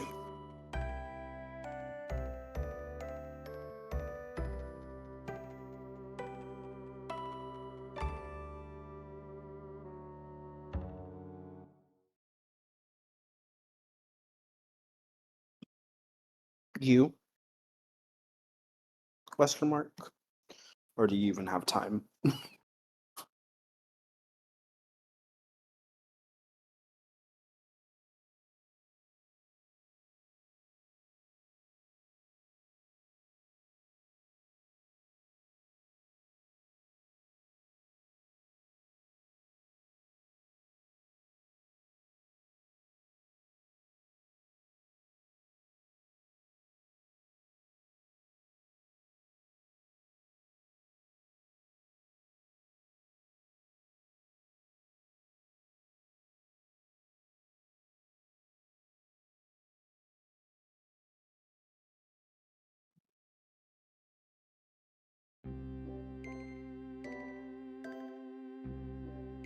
I didn't end up getting too far into Digimon.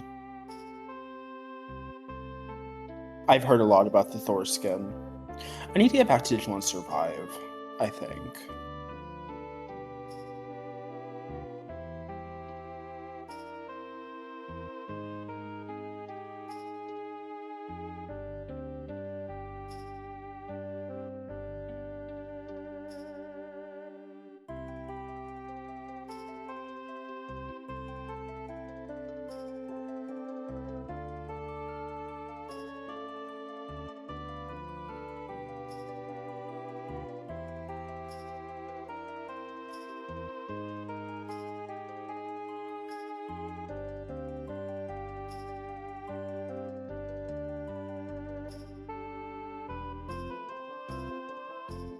Yeah. Survive is fun because new Digivolutions are just given to you based on story progression, which makes a lot of sense to me. Like, it's as the characters get closer to their Digimon. Also, the morality system in game affects what your Agumon evolves into. And that's just amazing to me.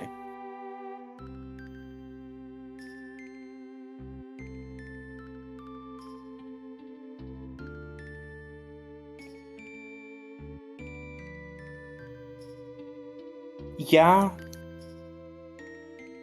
That is the point with him, at least. They're also, like, more mature, like, I don't want to say dark versions, but, like, definitely explorations of the original Tamer crew and their relationships with their Digimon and with themselves and stuff like that. And then so that guy, he's meant to be Joe, where, you know, he's panicking, he's kind of taking it out on everyone, and he's putting a lot of responsibility on himself that doesn't really make sense. But unlike Joe, who is able to get into, like, the structure of the group and lean on Ty for support and Matt, and eventually, you know, adjust well enough. Lotmon's Tamer is not able to do that, and so he meets his end in a way you would expect.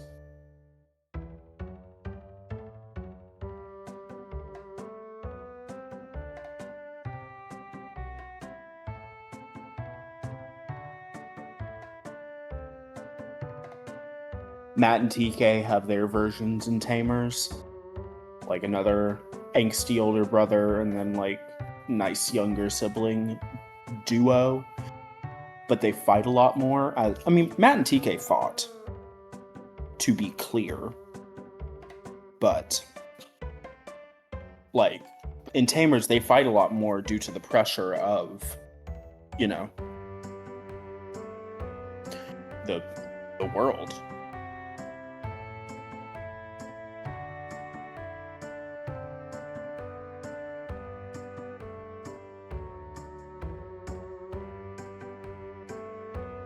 He snooze out because we're having a fun conversation.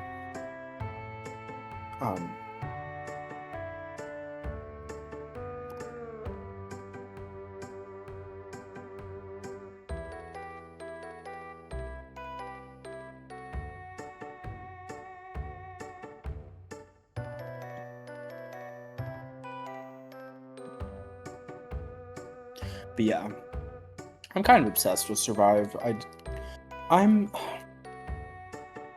I think my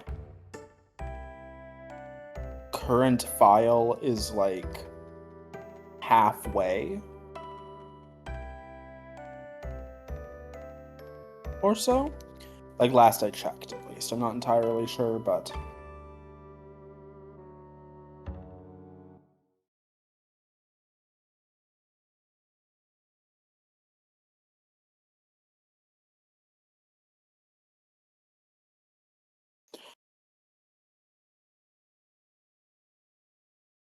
let me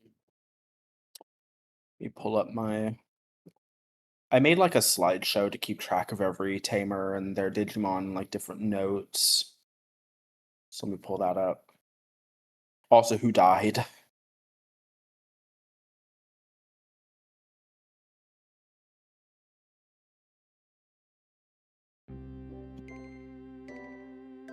Saki and Floramon, they're like the Mimi version, so it's not all that surprising because I really like Mimi.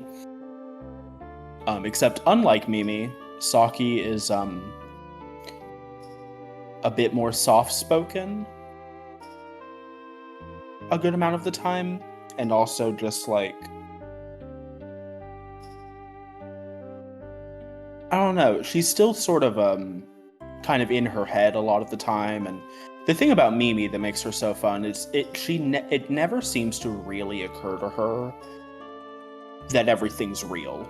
Not until they're back in the real world and her parents get taken hostage. But like, she's kind of floating through life, and it makes a really good contrast to the rest of the group, who are like freaking out basically 24/7. And Saki's sort of the same way, where she's sort of treating it like a field trip, and that makes other people mad. That makes Lotmon's tamer Shuji, that makes him mad, because it's like, can you take it seriously? But also, like, can you fault her for like trying to make a good deal of a bad situation? The main thing I like about her is she has some sort of secret. It's made pretty early on that she's lying about something. And I don't know what. But Floramon, the way that Floramon supports her is Floramon helps keep her secret, whatever that is, and like lie to the group. Because each of the Digimon like support their tamer in certain ways. Sometimes they support their tamer best by talking back, for example. So, and we see that a lot, where like in the show, Gabumon and Agumon and like a lot of them at certain points will like turn to their tamer and be like, bitch, you sound crazy. You know? Whatever you're doing, wild. Floramon I'm back. doesn't talk back to Saki ever. And that makes it so much more interesting to me. Because it's like, huh. So what she needs is a secret keeper more than someone to challenge her. Because, you know, you get the Digimon that you need the most, not the one that you want, per se.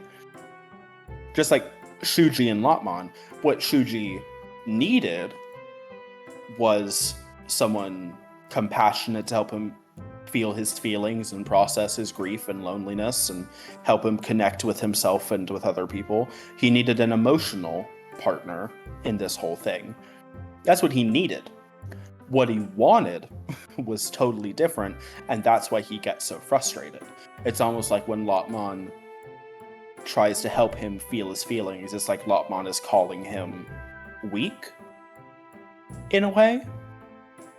And so he gets mad because he's rejecting what he needs. It's very interesting how that all works, and we see that a little bit in the show. Welcome But back. I am back too. It's For like a bit. little one-off half-episode deal. It's really explored and survived. And that's just, I've only been talking about the opening 2 chapters, so if you like anything I've been saying, get the game.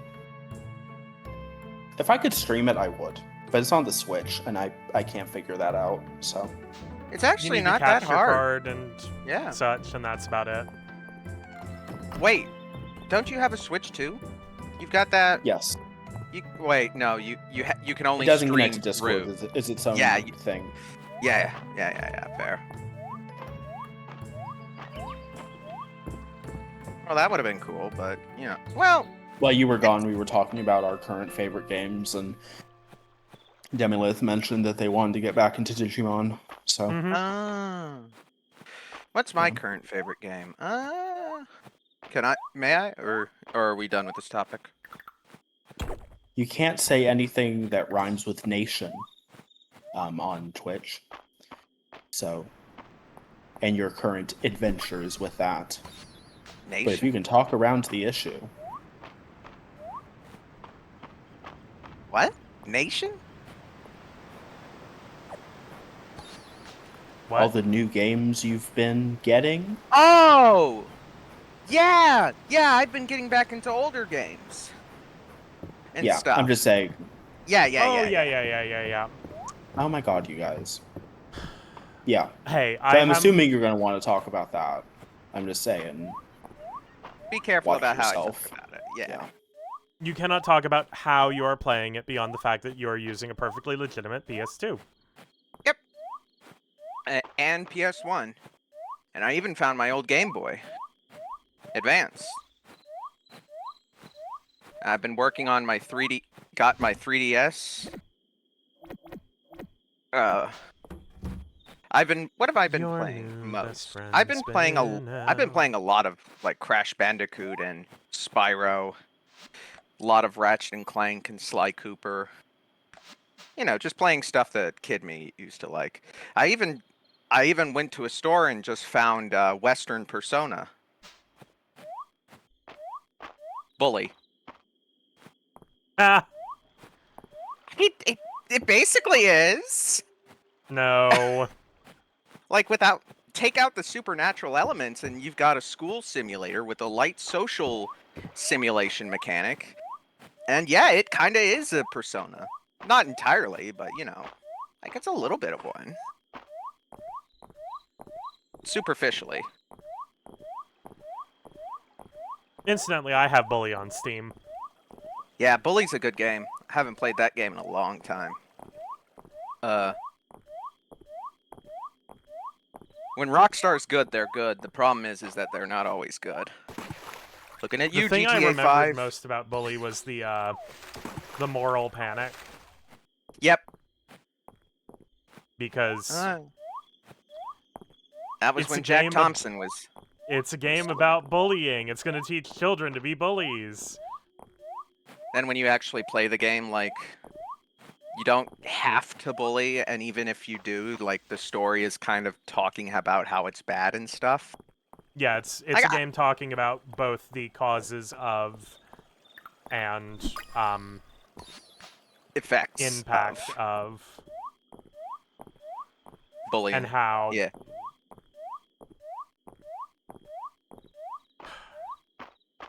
what's the word? I don't know. Brain. It's a good game. Yeah, it's really good. Uh, Who is your favorite Crash Bandicoot character? Demi Lilith asks you. Mulch. well, since this is gonna be a basic bitch answer, but Crash himself is one of my favorite platformer mascots. Simply because I like to think he's so stupid that he needs to remind himself how to breathe. Like, you know how Crash Bandicoot dies when he touches the water? Like, he drowns instantly? I genuinely think, like, he's breathing, and when he enters the water, he forgets to stop breathing. Like, he forgets that he needs to hold his breath, and he just, like, gulps in a huge bunch of water. Like, I don't know, there's a Patrick Star element to Crash Bandicoot that I think is really fun. Or a jackass element to him. I've also kind of realized that something I like about it, a good platformer game makes you feel a certain way. Like a good Mario 3D Mario game makes you feel like a ninja, what with the wall bounces and the flips and all the athleticism and the kind of free open environment with which to do it in. Because, you know, 3D Marios rarely ever funnel you down a hallway. But Crash Bandicoot is a hallway. It's the hallway platformer, essentially. And at its best, it feels like American Ninja Warrior or something like that. Like one of those extreme obstacle course competition shows. And I think that's a really fun vibe for a platformer game to have. By the way, I'm not talking about Crash Bandicoot 1. Crash Bandicoot 1 is not a good game. I'm playing Crash 2. I'm gonna be controversial and say Crash Bandicoot 1 has not aged well at all. Which I don't think is a controversial, like, viewpoint. I think everybody has come to that agreement. Hallway platformer, Pepsi Man, am I a joke to you? Yeah, but Crash Bandicoot 2 is actually fun. Like, Pepsi Man is essentially an advertisement that you press buttons on occasionally. Heard you. Crazy enough, Crash Nitro Kart is one of my faves because of the racing aesthetic. But fave for me is Coco. Coco is a good fave. Coco is good. Yeah. Like, Crash Bandicoot 1, like, even the remake suffers from this. Crash Bandicoot 1 suffers from the fact that you could only control it with the D-pad. And, like, you can only go in, like, the 8 cardinal directions. You know, north, south, east, west, and the permutations between those. So, like, there's not a really free range of movement. I don't know, it just doesn't feel good to play, is the best way I'll put Crash 1. Like, not even the remake got it right.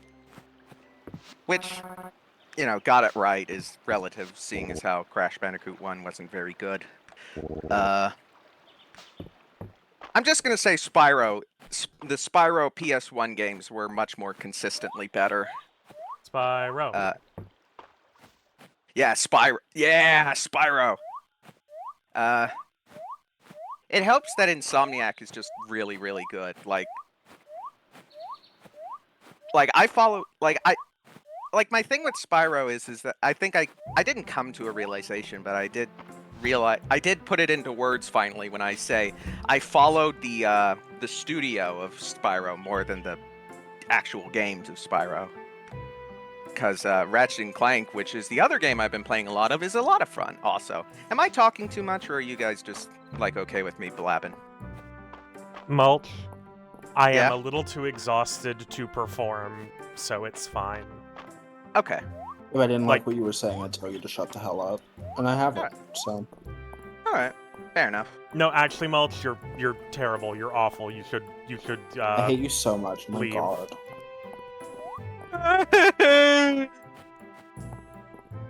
Imagine if Anyway. you actually cried like that. Yeah, really? Like, that was just your natural crying animation? What the fuck? That's just the crying animation that God gave me with, man.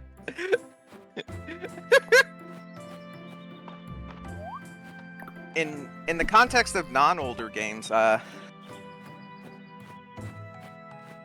you know, that's why I stuck to Crash 2 and 3 for the remakes, since Coco is playable. But gosh, yeah, like, I also played a little bit of Crash 4. I liked it. I was surprised at how hard it was. Because, like, Crash 4, like the new one that came out for the PS4 a little while back, kind of assumes that you've played Crash Bandicoot 1, like, not 1, you've played the previous PlayStation 1 Crash Bandicoots, like, right now, and thus you are intimately familiar with its platforming and mechanics and stuff. So it's a hard game. Let's see. When it comes to the dragons he has a sweet tooth. How cute. what's the... Oh, Spyro. In terms of Spyro dragons, my favorites were the Bayou ones. They were my favorite. The Bayou ones are also very sexy. What? Who said that? I will also say, though, like, funnily enough, my favorite Spyro game is Spyro 2, Ripto's Rage. It's partially because of childhood reasons, because that was one of the first games that me and my dad 100%ed together. And to this day, it's like the only game I've ever 100%ed. Like, we got to Dragon Shores, baby. Cassander, thank you for joining us. I hope you haven't roped Cassander into your schemes, Ayland. Ooh, I do love a good scheme. Then you'll love this. I believe the time has come to discuss reopening the mines. Ayland, with all due respect, I believe we should be focusing on the museum. We don't have the workforce to reopen the mines in a commercial capacity. Whereas the museum is drawing interest from as far as the capital already. And we only have 5 flowers. yeah. I'm also just gonna say in terms of like the characters, I like the cast from Spyro 2 the most. Ripto's Rage, My I first like Spyro Ripto. was Spyro 1. which is good. Which is like, I'm not gonna say Spyro 1's a bad game. It's just that I'm a fawn, you dork. Sorry. I believe it is the surest way to raise Mistria's renown, which should be our top priority. We are in agreement that the museum should be our focus, Errol. However, with the arrival of Cassandra, I believe we now have the perfect person to begin exploring the mines. Shipments of ore would be invaluable to the town, and there are surely incredible artifacts just waiting to be discovered in the depths. Weren't the mines condemned after the earthquake? Haha, they sure were. I like the cheetah. Look at this I like man. Hunter. Sorry. Look at this I man's thought- expression.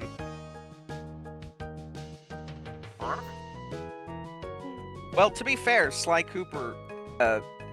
Sorry, is the cutscene still going? The cutscene is Yes. still going. Okay, I'll wait. Yes. No rewards without risks, eh? While I appreciate the enthusiasm, I simply can't approve of reopening at this time. Structural damage or seam slippage, the elevator has stopped working. And I've been hearing strange sounds from below. Surely you're not keeping the mines shut over some eerie noises, Errol.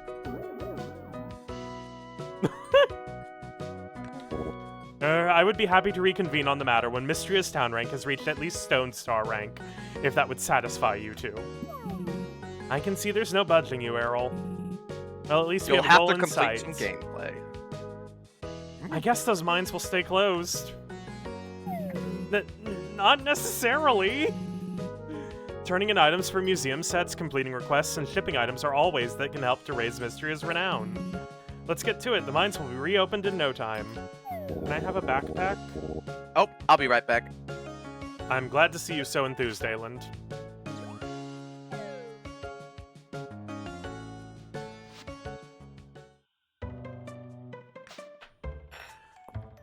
I'm trying to think.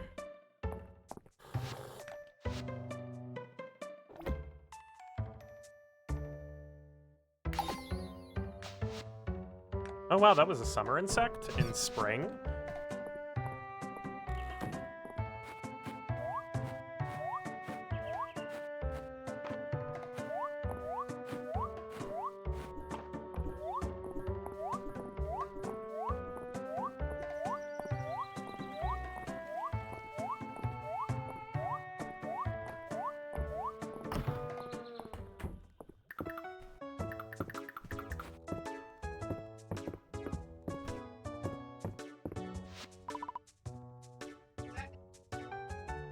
Dozy tilts his head. It's clear he wants to know if you're here for a bath. No thank you. Dozy understands, and doesn't judge you.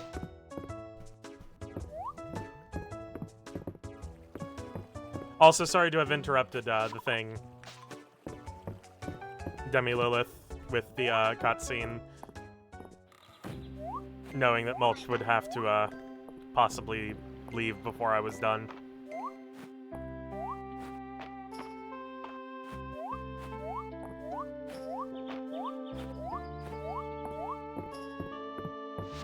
Oh, another crafting station.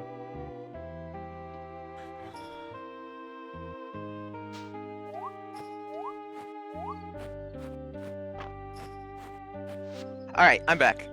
Cutscene over. Alright. Yes. So Sly Cooper didn't, as a series, I don't think it really got its footing until Sly 2. That's not to say Sly 1 is bad. It's not. It's a great 3D platformer. It's just that it didn't become a stealth game until 2. Like, the first game is very much like a Spyro sort of deal. While the sequels are, you know, more stealth-like.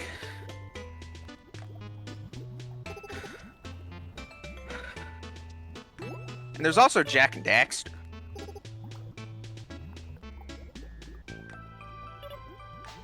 I'm gonna be real. Like, I don't want this to come across as like a I hate Naughty Dog thing. Oh my god.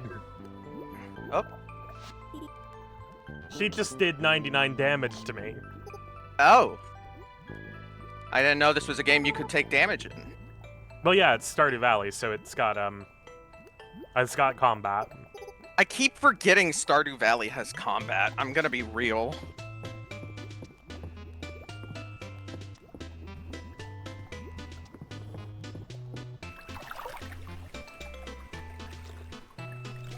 Yeah, the fucking sneaking and pickpocketing, like, yeah, no, Sly 2 is a really good game. It's my favorite in the series. I think... I liked Sly 5 3. free bathhouse visits. Oh, nice. Like, Sly 3 isn't a bad game. I quite enjoy Sly 3. It's just that I feel like it adds too much stuff. If that makes sense.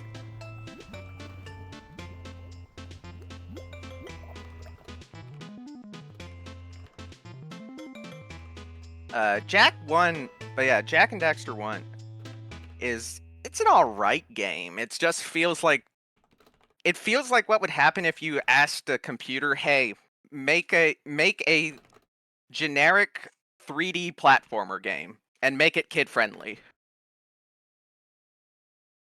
Like baby friendly.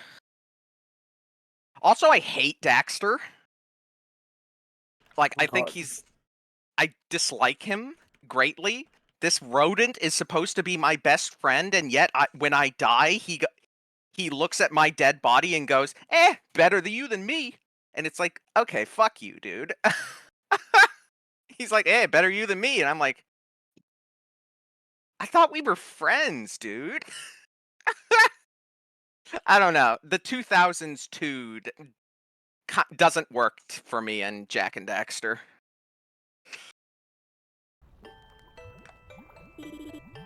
And then Jak 2. Jak 2 is really edgy and really hard for no reason. I don't know. The only game in the Jak and Daxter series. Well, no, I beat Jak 1. That's not true. I beat Jak 1 recently. But Jak 3 was the only one as a kid I could beat.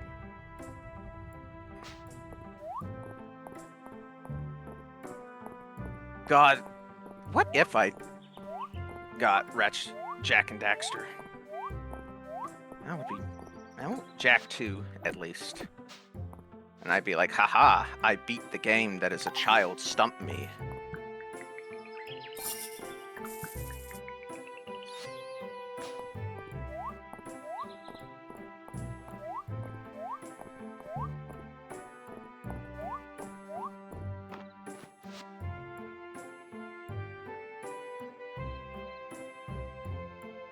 I need 3 sod and 3 clay.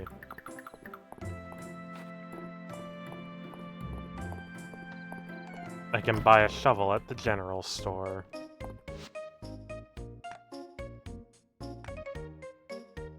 Ah, here's how I get the bag upgrade. I will take the bag upgrade first, please and thank you. You're back? Oh.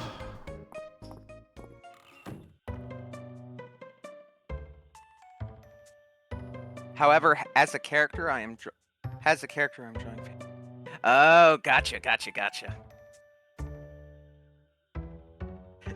And that's the 3 Sony main platform. Well, I guess I didn't talk about Ratchet & Clank. Ratchet & Clank is the best one. Like, this is kind of opinion, but this is also just, like, basics. Like, Ratchet & Clank is just, like, the most fun of the games. Of the 3.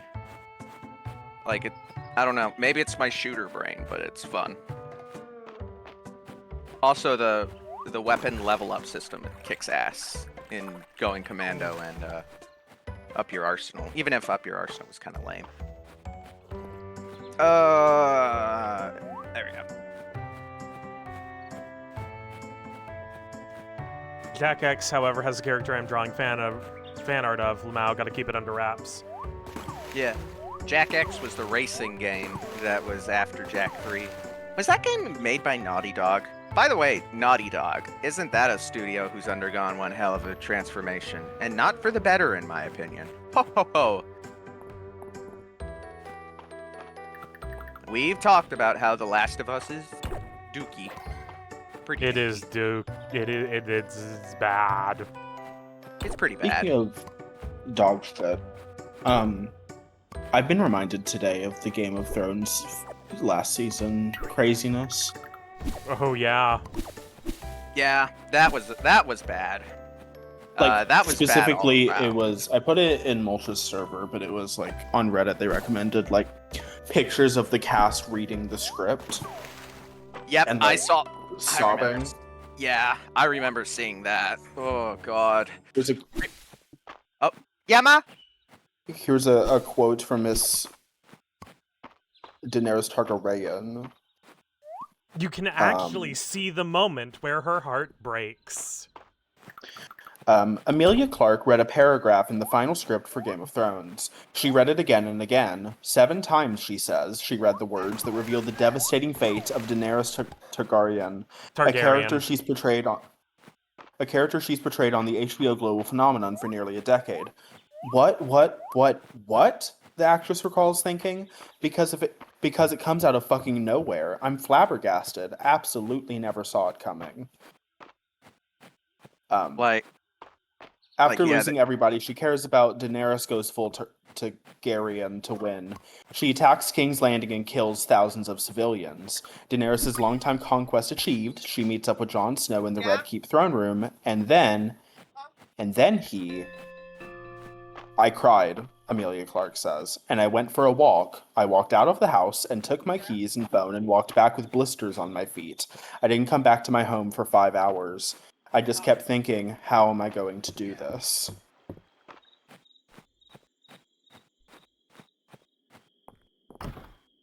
Yeah. okay. Yeah, I do know that ending for that series basically killed those actors' careers. Pretty Which is, much, yeah. Great. There's so many effects of like ruining an art The- piece like that. One of the many things I think is like that was the HBO show. I think It and kind I think of it killed could Prestige be TV. still the HBO show. You know, like if the final season wasn't the worst thing since 9/11, like that could be a rewatch. That could be some like that. If it definitely is a show, I think it's a show people were already rewatching, right? Yeah. We're already doing watch parties, and so if it wasn't so bad, I could see it. I could see it becoming like a franchise that lasts for years and years and years, and spin-off after spin-off, you know, sort of a vibe. The money it would make. And I'm emphasizing money because there's obvious artistic reasons to not bomb the art you made. I don't think we need to explain that. But even financially, because the reason it's so bad, it was a financial reason. The 2 main showrunners wanted to move on to their next project and were kind of sick of Game of Thrones, and so they just kind of expedited the process, did a bunch of arcs really quickly, did them not very well, just to get it over with and leave, you know? Yeah. Get their paycheck and run to move on to the next project. Well, they lost their next project because the season was so bad. Lol. I think it was Because some of Star how- Wars thing. Oh. And Yeah, Oh, I yeah, think I it was, remember they it was were a Star Wars spin-off series. No, Yeah. no, they were. I think it was that they were paying, that they were like pegged for the directors of an upcoming like movie, like the full episode, Like a full Star Wars movie, yeah.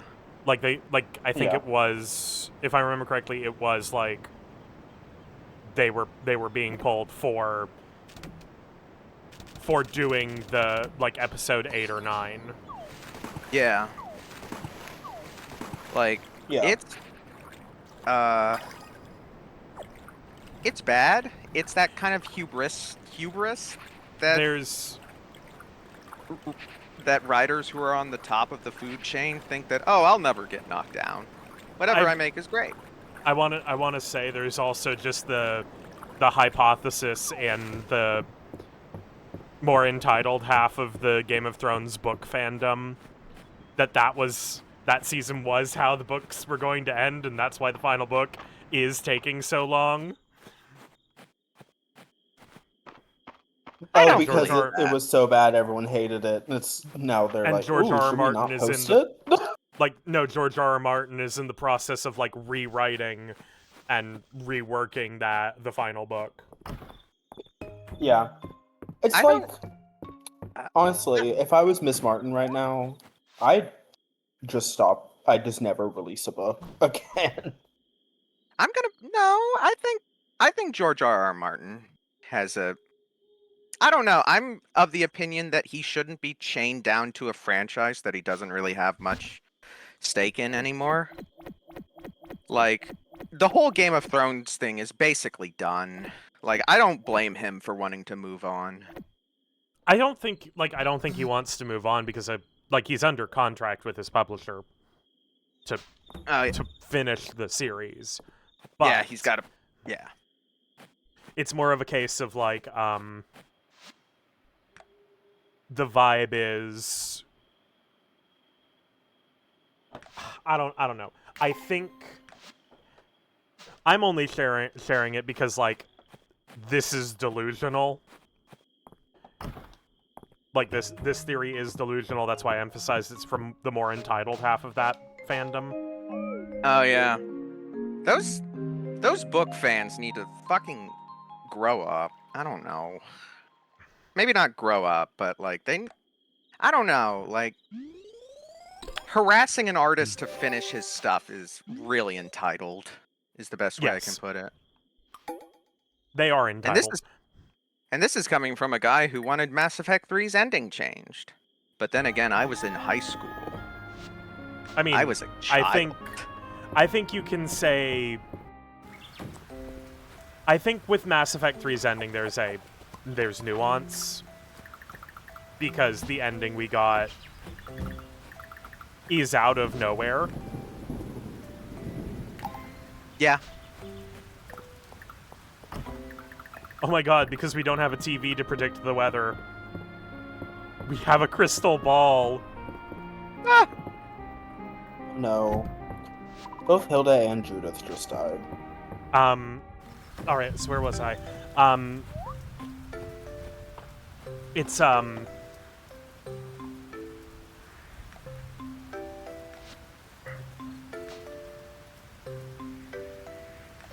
Yeah, I think it's like what is actually going on with George R. R. Martin is just, the book is taking a while to be written. That's it. Yeah. Like, this isn't fucking Duke Nukem 3D. George R. R. Martin is a fairly, like, good writer. Also, he's very in demand for appearances and whatnot, and he only writes when he is at home. Yeah. Like... How long has it been? The fuck if I know. I don't keep up with that series beyond what I overhear from people in my life. Because it's like, I think there is sort of a point in time where it's like... It's like... I understand it's art and you have a process, but like, figure something out, girl. Because it's been a while. Granted, the pandemic allows you to say, oh, the pandemic affected my writing process. But like... God. See, I don't know Here we go. Oh, sorry. Cutscene? No. I mean, Oh, okay. there is a cutscene, but following the troubled production of A Feast for Crows and A Dance with Dragons, originally intended as one book but split into 2 volumes due to their combined length, Martin began The Winds of Winter with a large amount of content that was cut from A Dance with Dragons due to space. While Martin was optimistic that the book's production would be significantly faster than earlier books, initially announcing that he hoped to complete the book before the television series eclipsed complete material, the book's production has been similarly troubled. The manuscript is expected to be over 1,500 pages in length. Martin Oh, so started it's it- next. Oh, sorry. Yeah. Martin stated in October 2022 that he had completed approximately three-quarters of the novel, estimating that he had written approximately 1,100 to 1,200 pages, and had roughly 400 to 500 pages left. So he's writing basically an Akira manga. Yeah. Because, like, He gave a Akira- similar estimate in November 2023, saying that he was struggling with the manuscript. yeah, that's fair. Honestly, I'm of the opinion that if a writer flat out does not want to finish their series, like, I think that's perfectly fine. We are not owed that. Like, I don't know. He seems to want to finish it. yeah, no, He I'm has not saying said that. he doesn't. Yeah, no, I'm not saying in response to that. I'm saying in response to. I mean, the entitled fans are just like, you have had so many years to work on this. Why isn't it done? Yeah, and I think that's dumb. Like, it's his book. For God's sakes. I don't know. Maybe it's just me, but I don't. Oh, God. Anyway, I didn't make things awkward, did I? I'm sorry. No. My point is like there is a contract, like an official contract, but there's also the general social contract, I guess, of I'm promising this thing I'm working on. I'm this far along. People are entitled to be disappointed when the timeline doesn't work out. And the people holding the contract that he signed, if they're unhappy, which I don't know if they are also entitled to be unhappy because he signed a thing saying he's going to do it and he hasn't done it. That's the basic fact of the matter. Now, granted, he has a history of making good products, so, like, you give him leeway, obviously. You don't want to rush this, because he makes good stuff. You know, so you give him time, you give him permission. So it's whatever. But also, like, if people are mad, obviously, I think that's fine. it's fine, but I think that's all they're entitled to be. They can be angry, but if they start, like, going after George R.R. Martin, that's off. That's none of your damn business, to be quite frank. Not you, Mask. Like, that's none of the fans' business. I've never consumed any Game of Thrones products. Not for any real Same. reason. Yeah, It's me neither. just, I mean, if you couldn't tell based on me trying to read Daenerys' name, I can't keep up with that. I tried getting into it once, but it was just very dry. Yeah. I We have have nothing first really season. against it, it's just the names are really long, the lore is too intense, I have a job, I have Also- things to do, I can't remember all this, I'm so sorry, Georgie. Also, the other big thing is it's like a low fantasy novel, and that's That too. not the vibe. I like like low the fantasy. dragons. But if bitches aren't throwing around Fireball, why am I here? Just to suffer? Well, Not that, like, there is not a problem overall with low fantasy. It's just that I feel like low fantasy needs to work harder to grip me, and Game of Thrones is kind of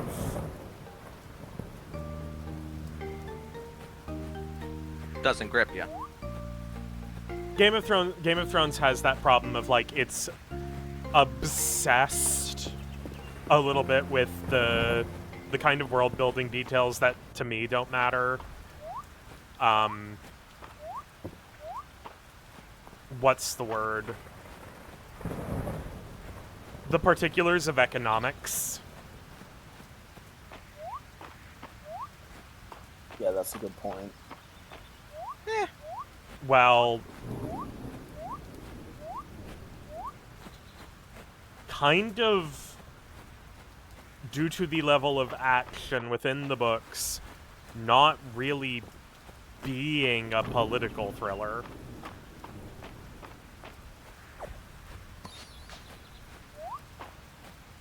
know.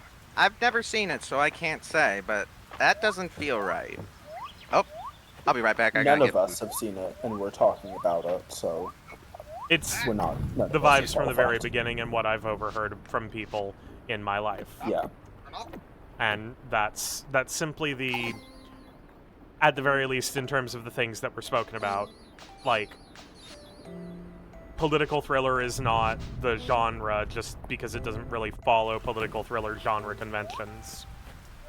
It kind of pretends to, but it is a little bit more concerned with other things.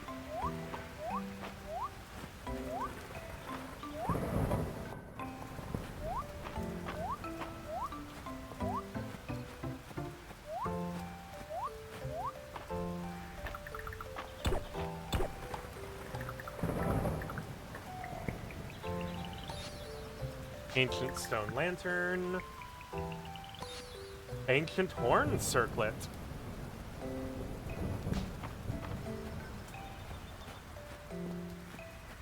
If only Guy could wear it, because I really want to have deer antlers.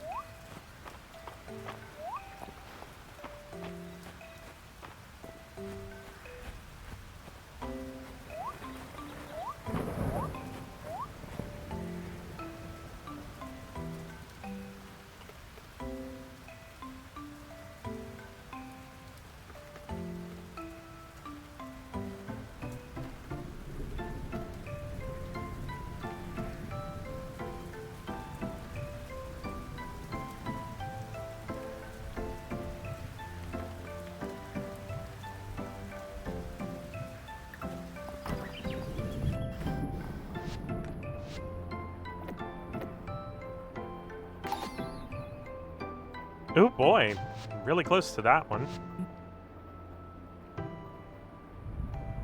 We play Dragons and Drama at the inn once a week. I'm the DM. That's Dragon Manager, or Drama Maker, whichever you prefer.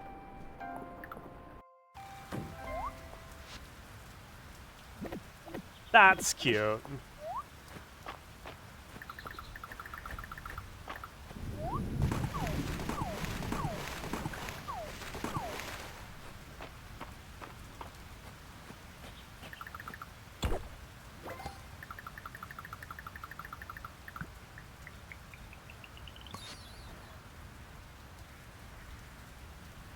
Demi Lilith, the video you sent is so foul and so crazy.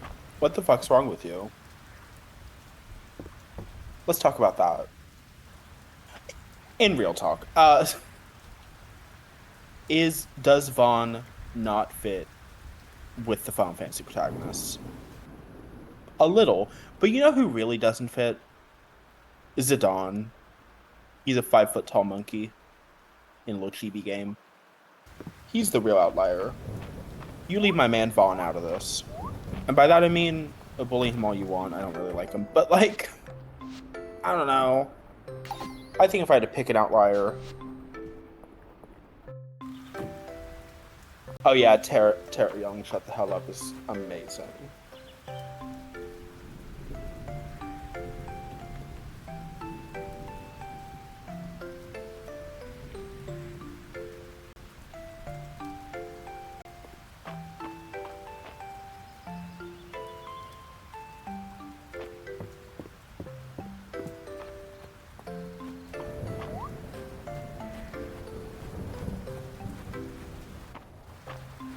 In terms of the lineup, Squall also comes out looking a little bit odd just because he has dark hair. Like, I'm being so serious. The only other protagonist with dark hair, I think, is Clive. I'm back. Who, you know, Clive doesn't count for obvious reasons. Doesn't count He's for what? fresh Thank you, and Demi he looks Lilith. weird, and his game, I don't know if it qualifies. What are we talking Clive about? is so good. He's also just he's just built different in the basic way that like his chest expands. Like Mm. you know, like he's just balloons compared What's to the relatively flat-chested other Final Fantasy protagonists. Okay. Like, I love Terra, but she is the chiefess of the Itty Bitty Titty Committee. And that's part of why I like her. He's kind of rocking it. Are there other... Oh, Lightning. Lightning's also...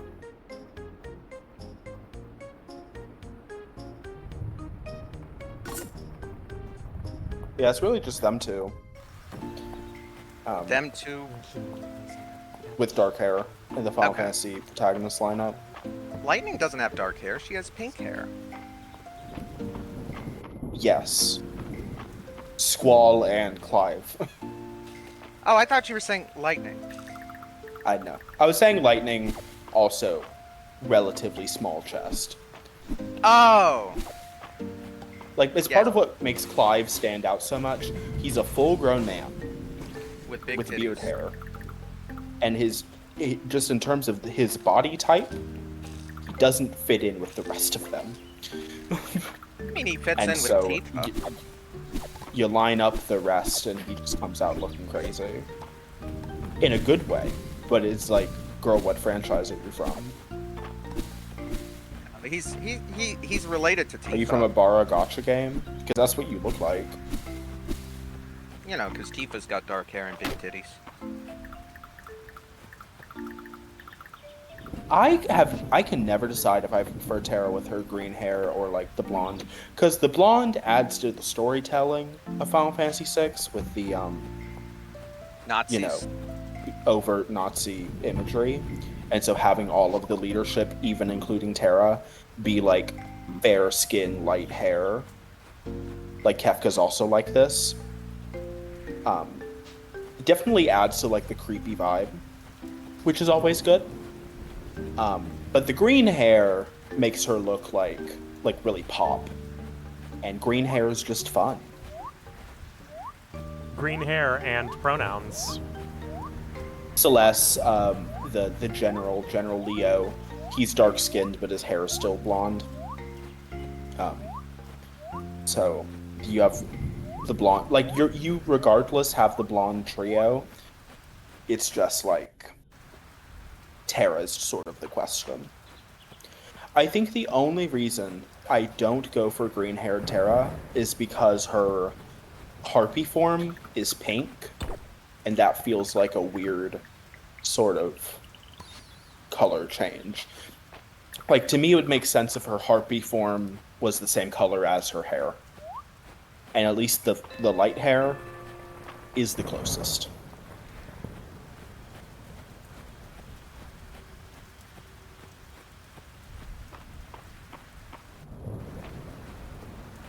The green hair does just, like, look better, though, in my mind, especially on the original console.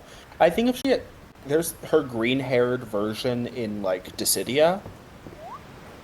Doesn't look that good. So I understand why they went with, like, platinum blonde. Like, her hair is so blonde it looks white. Because Dissidia, as a fighting game, they're very invested in making all of the protagonists look as hot as possible. It's also why Titus got a whole outfit redesign just for him, and he got some like makeup on his face. If you look at him, like he has like sports makeup, if that makes sense. For the Which is stage. fair. Yeah.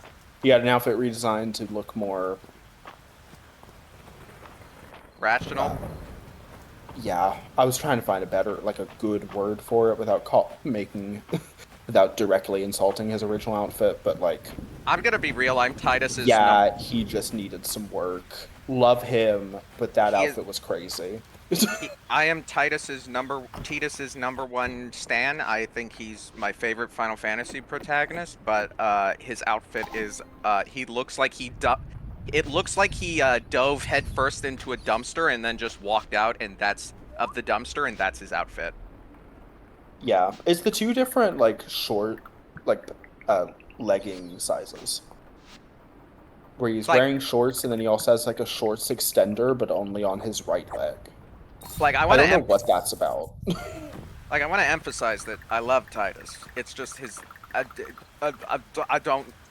don't know. Like, it doesn't even really look good in the context of the rest of the game. Well, no, that's not entirely true. Spira in Yeah, general there's is a his fashion Dissidia version. disaster. In voice chat text, I put his 2 versions. Dissidia kind of makes the yellow less insane, gives him, some general Final Fantasy edge. He has Valifor's feathers, which is fun. His boots are like a slim black, kind of darkens and slims up his color scheme, but like, his chest is also more prominent in this version, which I'm sure people who find Titus attractive are very into that. And yeah, it's just a good upgrade.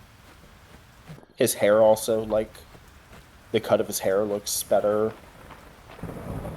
My only issue is that they kind of lighten his skin, but that's a Final Fantasy in general problem. I don't know. These 2 outfits look a little too similar to me.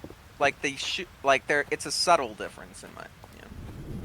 I don't know. It's got the seems same. pretty big to me, but I also spend a lot more time analyzing outfits. Yeah. Yeah. No. This to me looks similar to each other, but I will say I don't really pay attention to outfits like that. Funka Sprite-wise, Meduin also has green tinges. In battles, purplish fuchsia. Yeah. I also say Titus instead of Titus. I don't care. The only reason I say Titus because I knew someone in school whose name was Titus. That's it. See, I only say Titus because I have a character named Titus, and so to differentiate the 2, I say Titus. Cecil versus Cecil. I think his name is pronounced Cecil, and if I'm doing it on purpose, I'll try to say it that way. Like, I know that's correct, but I'm just gonna instinctively say Cecil. Yeah. Both Titus, like, it's like I also know Titus is correct, and I don't have an issue with that, but it's like, I'm not gonna remember. Again, I have a reason for not saying Titus when referring to the Final Fantasy character. Hey guys, real quick, cat or dog? Cat. Dog. Okay, I'm opening it to Twitch chat. Twitch chat, cat or dog?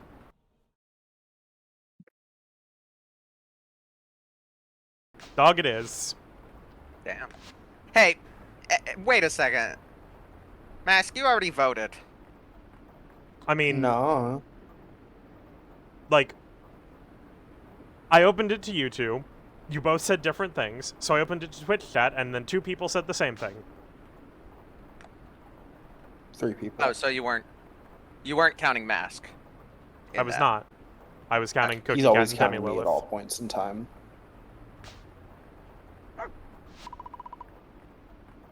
What a nice stream. While we're on the topic of Final Fantasy,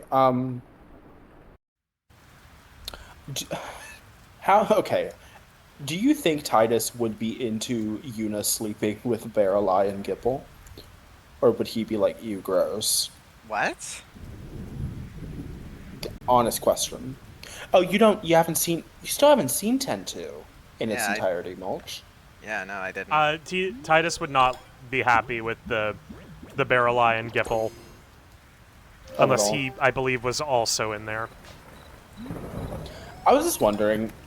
I was wondering because it seems to be a lot of Yuna's issue in 10-2 is she's finally, like, happy again, and she's free, and she's going out with her girlfriends all the time, and she's flirting. She's actively flirting with men, and then there's this thing in the back of her mind, it's like, am I cheating?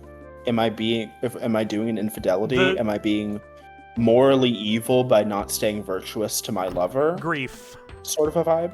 Yeah, grief. She's got them feeling grief. of grief. Yeah. I mean, vague grief. I'm just saying specifically one of her issues is it virtuous for me to, like, stay the ever dedicated widow? Because that feels like And I can tell you in the fandom, that's what people think. People do judge her for not, swearing off love forever because Titus is gone. Which is a crazy expectation for a 17-year-old. That is sort of what I'm saying, though, about grief. Like, she's having that feeling because it's, like, the feeling of betrayal when you start moving on and processing your grief. Yeah. Well, yes, grief. We're not disagreeing here. I'm just specifying that it's this very specific issue that I don't see that often represented. It's kind of assumed sometimes that it's like, oh, your boyfriend or husband's dead, so you're done. you're retired from the dating scene. You just have to wait until you also die, and then you can be with him. Sort of a vibe. And so it's one of the things I like about 10-2, where she kind of... Because again, that scene with Gipple, Yuna is actively flirting with him. You cast know the scene I'm talking about in the Lightning Temple. She's horned up in that moment. And she's flirting with him. Because she wants to get out there. She's hot, young, and sexy. She's Spears Britney Spears at this point. She's an icon. She's doing pop star performances. And what's wrong with her going out and getting some? Well, what's wrong with it is she had a man who, loved her and then in part died for her, so is it evil for her to dishonor his sacrifice by cheating? Of course, I'm doing the devil's advocate thing. I think she should go out and suck some dick the next day for all I care, but that's me.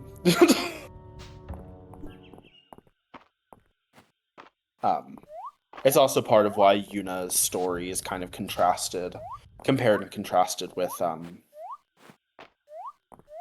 Len. I had to think of her name. Len and oh my god. Cass, what's his name? The Titus lookalike. Shuyin and Len, and how they're kind of the Romeo and Juliet ultimate love story. They stay dedicated to each other forever. Len never forgot about him, and 1,000 words reach across the ages, sort of crazy. And that's what Yuna's trying to live up to. But she's also, a person. And so she can't be perfect like that.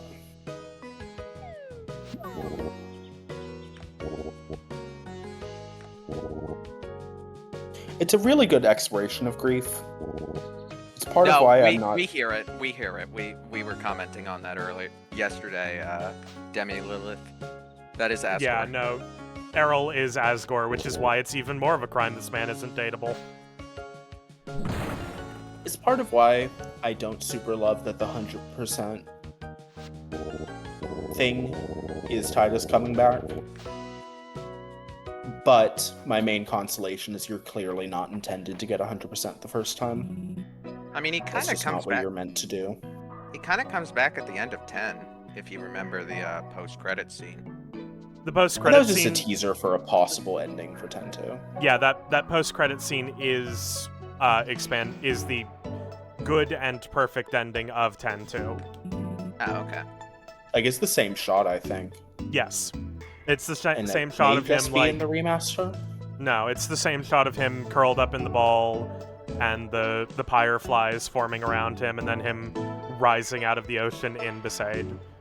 It's the same shot in both, because they're same visual engine, it just got, reused. And then the rest of the cutscene stitched on for 10-2 after all that work was done. Oh hey, another Caldera statue.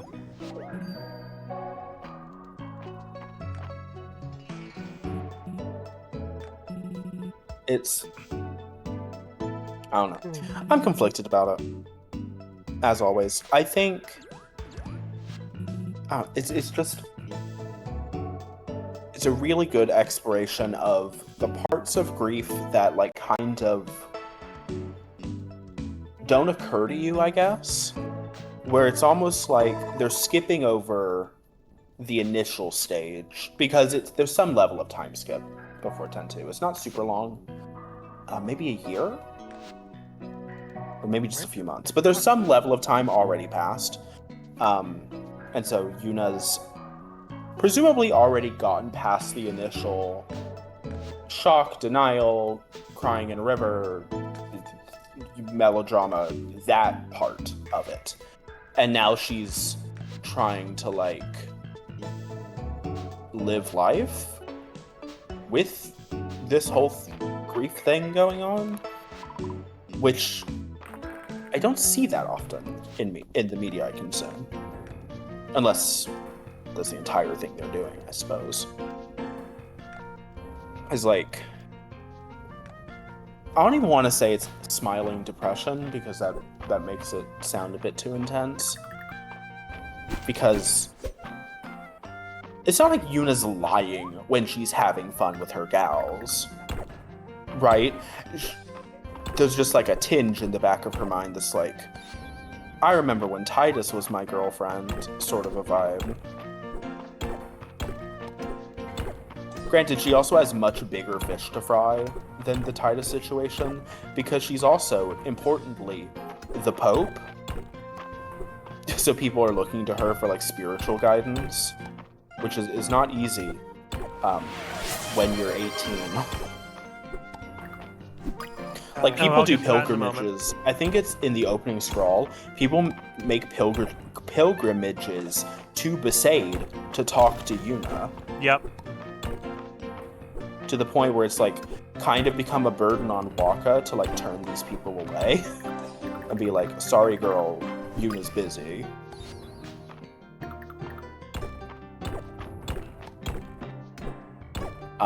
And then everyone else is moving on with their lives.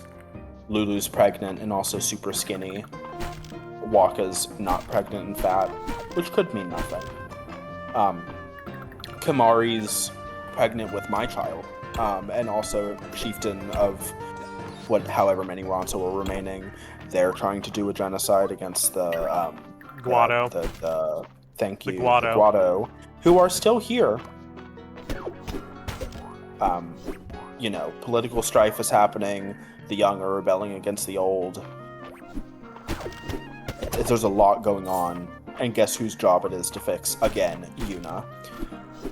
Also, there's a cunty pink woman terrifying her. And I think that's the biggest problem she faces.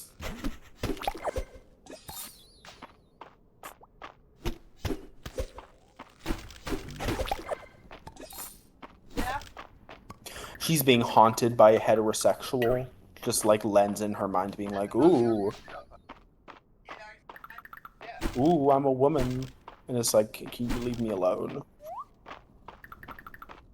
She's putting on a circus performance. Like, she's busy. Who else in the party am I missing? Riku is with Yuna. Orin is dead Titus is and gone. in hell. Oh, Orin! He's in Kingdom Hearts. He's busy. He's in Kingdom Hearts too. So, I forgot about him entirely. That's what he's doing. Look, I find it kind of amusing that Yuna, I don't think, ever comments about Orin dying. Like, she's just caught up. She's caught up with Titus dying. She's like, oh, that's really sad.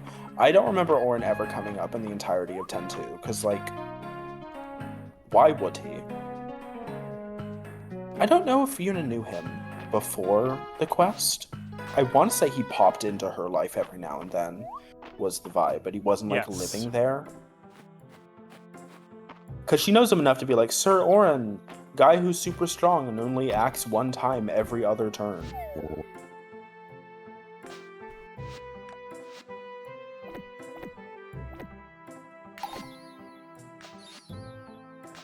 Guy whose main virtue is tanking in a game where the Aeons can tank anything. Crazy.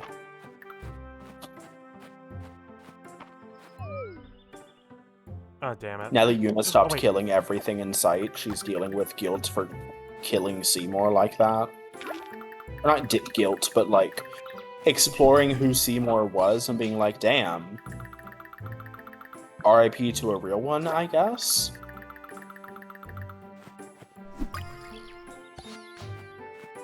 Her entire life is being turned into a museum story, and you know, the She is a piece Xanarkand. of the museum. She's a piece of history now, and Xanarkand, which Xanarkand is a place with a lot of tragedy just like seeped into its bones. There's of course Yuna's tragedy. The genocide. I say that. I was about to say that nothing bad happened to Yuna at Xanarkand. That was after. But like she had the night. There was a lot of stress, just nothing bad happened there. She then killed Yunalesca. Also, her father which died is, there. You know, Yunalesca. I was about to get to that. Killing Yunalesca. Yuna in the history books is going to go crazy because her segment is literally going to be killed Sin, killed Yunalesca, killed Seymour. Bam, bam, bam. Just like killed everyone and then left. That's Yuna's mark on history, and she's having to deal with that. Anyway, killing Sin was a good thing. We'll see what historians think about the other two. But Xanarkand had that. Xanarkand, of course, Yuna saw Seymour's mom trauma dump on him and then kill herself in front of him, which was a lot for him. That's where Braska died. That's where Jack died. That is where And every Auric other died. summoner before them died, including Yunalesca and her husband, presumably. Yep, they were. There's Well, kind of, maybe. well because Granted, her Yunalesca and Lord Zeon died. statue is there, Yeah, or his statue. Granted, Yunalesca and Lord Zeon died to facilitate functionally a revenge genocide. Yeah, there's that too going on. And Yuna's running around trying to like. That's another thing I really like about 10-2 is collecting all of the spheres. And like the whole setup is like, now that the church's dogma isn't crushing everything, we can actually learn our own history as a people. But that also leads to the political machinations going on. New Yevon being founded on destroying that very history. Yeah. And there's a level of understanding I have towards that, where it's like, the past is the past on a certain level, and stirring it all up when we just got a level of peace may not be ideal. And stirring up all the muck and possibly getting into more fights and causing more conflict and more death for people that are long gone, generations gone, may not be the best idea. I understand that on some level. That being said, I don't. Obviously, I'm never going to agree with the fucking church. In any fictional setting, basically. But I get their reasoning, at least. 3. I can't get down that far right now. 4. 5.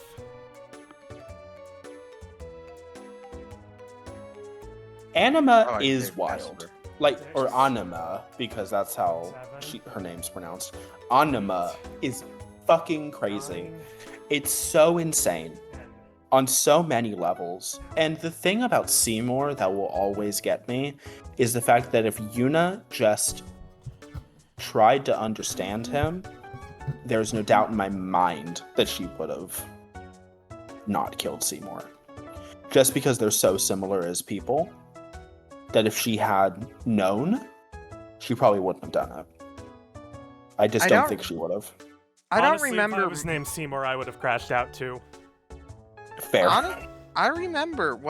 I kind of remember, but I might be wrong. What? Didn't he Didn't Seymour tell her that his plan was to kill everyone before she killed him? Or did that Yeah, happen later? Okay. I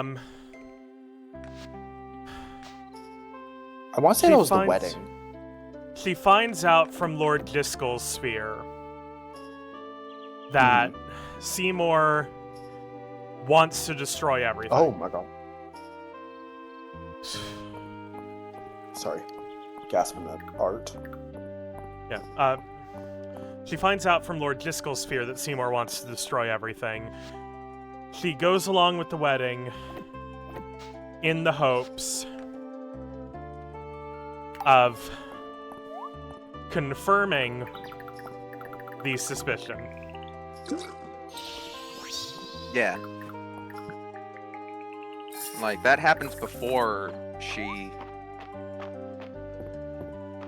We then see the depth of Seymour's insanity later as he tells the player his view of what saving Spira is, which is complete and total destruction of all life.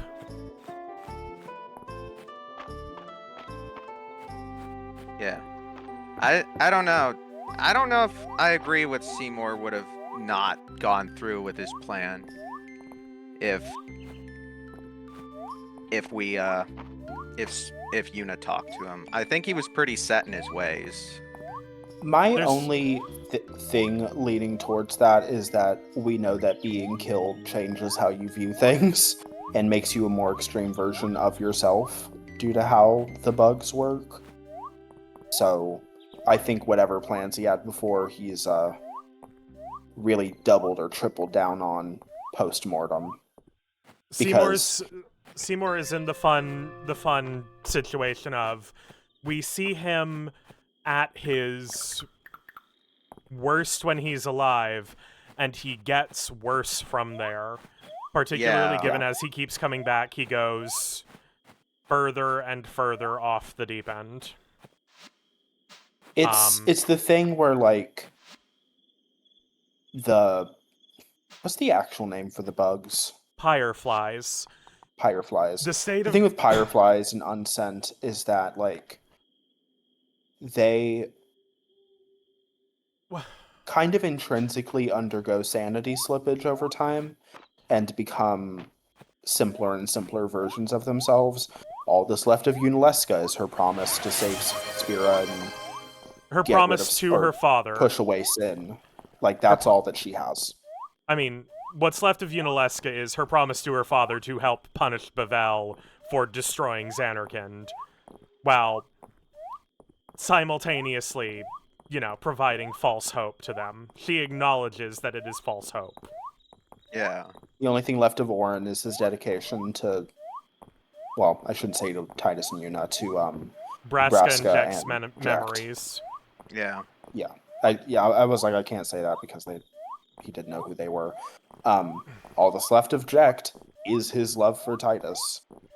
Granted, Jekt is also not a person, so that's a whole different thing. Where like, did he have any life before he went to Spira? I don't know. He was living in a dream, quite literally. Yeah. So, Fundamentally speaking, being an unsent is you are yourself at your most emotional, with none of the physicality really to ground you. Because Yeah. you're, the way Pyreflies work is they are a collection functionally of your raw memories and emotion. right. Perhaps And we so- could say your real emotion. I think Seymour is leaning towards Omnicide, but could have been brought back pretty easily. But he, spirals almost immediately because being dead does that to a person in Spira. It's similar to how I think if you killed Waka and he stuck around, he would triple down on the all bad stuff because he no longer has the opportunity to change, and so he just kind of gets worse. I don't know. Being I don't. dead This- means you're immortal, and so you can't. This does grow, also go I back think to is what they're trying to do. Yeah, this also goes back to the other, explicitly stated thing about Pyreflies, the unsent, and fiends. Fiends are caused by an unsent slowly growing to resent the people around them for their capacity to just exist. Yeah, because they turn into monsters. And then they turn into monsters because of that resentment. Which I wish we saw that. We see with Unalesca, but that feels like something separate, to be entirely honest. The closest way we get to it is, Lady Ginham. Oh, yeah. the Cavern of Stolen Faith, where like there's barely anything of her left. Yeah. Of course, we get a lot of it in 10-2 remaster with all of the sphere stories, monster Yeah, stories. the Fiend's Tales. So that's fun. Yeah, it's a big what if with Seymour. I at least All of these think sins that are mine to he bear. Hey, Ruki. had room. I think especially living Seymour, if given any sort of way out, in the sense like if you tell him there is a way to actually defeat sin, actually for real, maybe he would have gone along with it. Of course, the ultimate gag is that there is no way to defeat sin at any point in the game up until 5 seconds beforehand. So, everyone is kind of drowning in hopelessness up to that point. I'm gonna be frank. I don't think you could have talked Seymour out of it. Like, the way he talks about rebuilding the world and saving everybody through destruction, he talks like a zealot, even when he's still alive. Particularly given his entire thing is, he is one of the two masterminds behind Operation Mihen. He is fully on the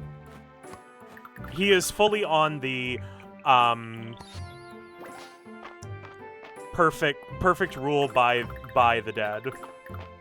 Like, he himself is one of the people who is actively making things worse. He is the guy in power. It's like saying the Pope. He's basically the Pope. Well, not the he's Pope. not the Pope. He's not the Pope, but he has a large hand in the reason Spira is the way it is. So even if he did want to, even if he did want to, like, even if we could talk him out of it, he still probably would have wanted, like, the Yevon Church to stay in power and everything to basically stay as it is. I think it would have been interesting if we had gotten, like, Yuna trying Yeah, I'll to agree talk with him that. out of it, but It's the fact that they kill him off, like, so early, and then you can't trust anything he says after that point, because undead people are kind of inherently unreliable. And so and he also goes into actual insanity pretty quickly. And then after if you the become a second raving time he lunatic, dies. nothing. Like, after the second time you die, you become a raving lunatic. And the thing about a raving lunatic is they're never going to say anything of worth because they're raving. So, yeah, whatever. He just becomes a big bad worm who shows up and is like, ooh, zombie gimmick boss fight. Go. Also massacre all of the Ronso off screen. Except not all of them. Like some of them. I don't know Most what's of going on them. with them. Yeah, I don't know how many of them were there to begin with, and I don't know how many of them are there in 10-2. It's none of my business, ultimately, and it's none of anyone's business, because writers aren't really all that interested. Also, like, getting exact populations would be really difficult for a PS2 game, and is kind of outside the scope of the story. the story itself. Yeah. I agree, Demulith. It was insane. I remember he says it offhand. Like, by the way, I killed all of your people, and then they, like, switch the camera to Kamari, and he's stone-faced. And then, like, 5 minutes later, no one has anything to say about that. And it's like, can we, like, take a moment of silence for the, like, genocide? Or, nah. Okay, we're moving on. And that's kind of how it went. And I was like, it felt like they got rid of all of the Ronso for, like, a punchline. Which, like, at that point, at least make the punchline funny. I don't know. I was just kind of gagged.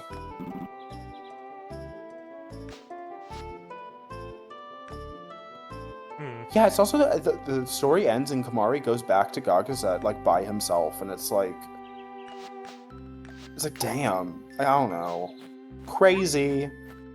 It is Mm, well 10 and 10-2 stories, like I've always been sort of controversial to me back and forth, but on the whole I like almost everything about 10. The off-screen Ronso genocide is like my main thing, where it's like indefensible. Not in the sense like it's indefensible that Seymour did it. That's kind of implied. Obviously, it's indefensible he did it. It's indefensible the writers made that choice. that's a scene you like make a scene, and not like boss dialogue. Like at that point, you pivot the camera to look at the smoking remains of Mount Gagazet, and you like talk about everyone being dead, and you like make an extended sequence with like indie sad piano. You do like a montage or something, like you do like a moment for it, but instead it was like, and by the way, I ate your mom. Yet another I dialogue cannibalized line that your is son. why this guy not being dateable is criminal. But if I think Yeah. too hard, it definitely feels like I'm giving it a good workout. Incredible. Screen By the way, shotting. Cass, if you look in SFW, that was the thing I gasped out loud at. Okay, yeah, give me Shout one out to second. Bruno, Fire Emblem Heroes. He means so much to me. Oh my god, yeah. Where was I before the Ronso side? Is we that were what talking is that about- the outfit he actually Okay, wears? I got it. Like, Oh, No. obviously not. oh, sad. There are kids playing this game. What's that, Mulch? I'll be back after stream. I'm gonna hang out with Ma for a little bit. Alright. Goodbye. Yeah. See ya. Wait, what bug is this? A beach hopper. Beach hopper. Where was I? The thing with Seymour and Unalesca, Seymour pre-death and Unalesca post-death, it's so hard for me to judge them in a hopeless circumstance where there has never been a solution to beat Sin ever, and Yuna just kind of gets a solution handed to her 5 seconds beforehand. I'm not judging Yuna for that. I'm just saying there's never been a solution before. And so the fact that they're all floundering and throwing out crazy ideas, and Unalesca's like... The whole point of it, though, is that you shouldn't just rely on there not being, and you should actually strive to make things better. I'm saying in such a hopeless circumstance, I can't judge basically anyone. Unalesca is the only thing keeping Spira alive, if on life support, and I don't know how I would react in that circumstance, and I think me going to Omnicide like Seymour isn't out of the question. Because if the only thing I ever have to look forward to is constant cycles of death, maybe it is better to just stop the cycle entirely. If there is no solution, I can see me and a not small amount of people falling into the same line of thinking. If there has never been a solution. Which there has never been. Like, what am I supposed to do? Sit here in my, air-conditioned apartment with no real threat to my life and be like, wow, you're so crazy for thinking that. There is an implicit statement in 10, though, that Seymour's supposed own solution that would own, like, idea of breaking the cycle just fundamentally doesn't break it.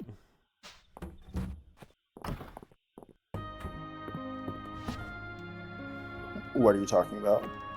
Well, we get back to the fact that death is not permanent in Spira. You can just walk out of the far plane.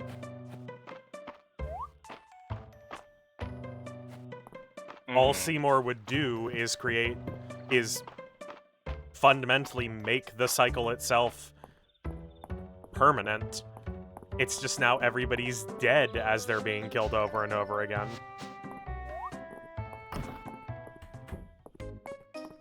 Well, doesn't that mean they could also just not leave the far plane? rug? Unless you're saying Sin goes to the far plane. I mean, the far plane is a physical location. I was At gonna which say, point can we're Sin getting even to reach the- metaphysics stuff I can't follow. Yeah, like, can Sin even physically reach the far plane? Is that, like, a Because place there's that like he a has... living part of Sin. You know? Mhm. Well, yes, but you Like can since- also physically travel to the far plane as a living person. We do that a couple of times in game. I feel like that's completed going. my request. God damn, I don't like fucking tsunderes.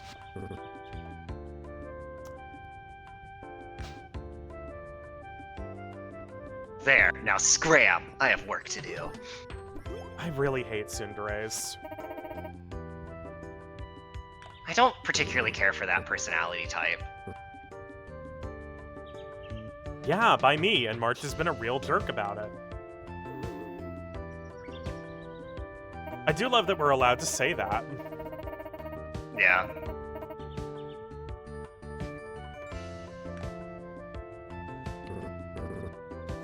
Like, it's nice having a just like, not jerk option, but like an option where you call someone out for being rude.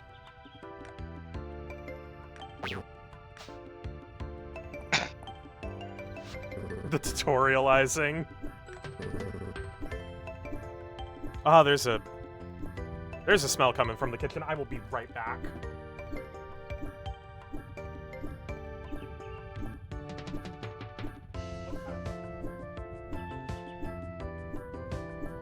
Oh.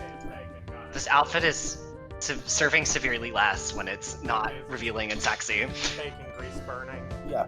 The main thing with Bruno is that, like, his original art kind of became famous for him losing his entire shirt, Yeah. which no other character ever does.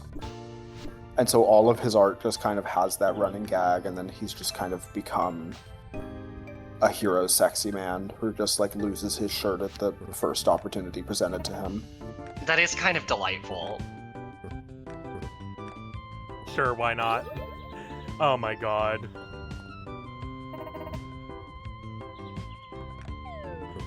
I need to write a dating sim with a tsundere where, like, the route to actually get to the romance is to not play along with the tsundere's shit. Is to kiss him on the lips. No, that's playing along with his shit. It's to call him a jerk and say fuck off. See, I feel like that's not playing along.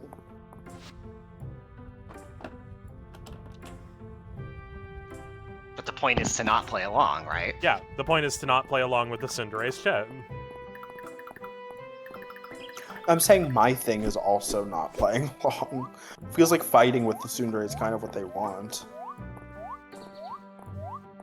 Oh, so you're implying just like skipping all of the drama of it all Skip and past just getting the, to the meat. the enemies to lovers and just, like, fuck him. You know? I see what you're saying, yeah. Like, that's the way to combat a tsundere. Use the Sylvain strategy against Felix. Just kiss him with tongue immediately. Buy him a bouquet of flowers every day, and then you throw them in the trash, and then you throw him in the trash, and then you fuck him in the trash. You know? It's pretty simple. Oh my god! But you can just pick up. You don't pet the dog, you pick the dog up. I named him Buddy. Oh,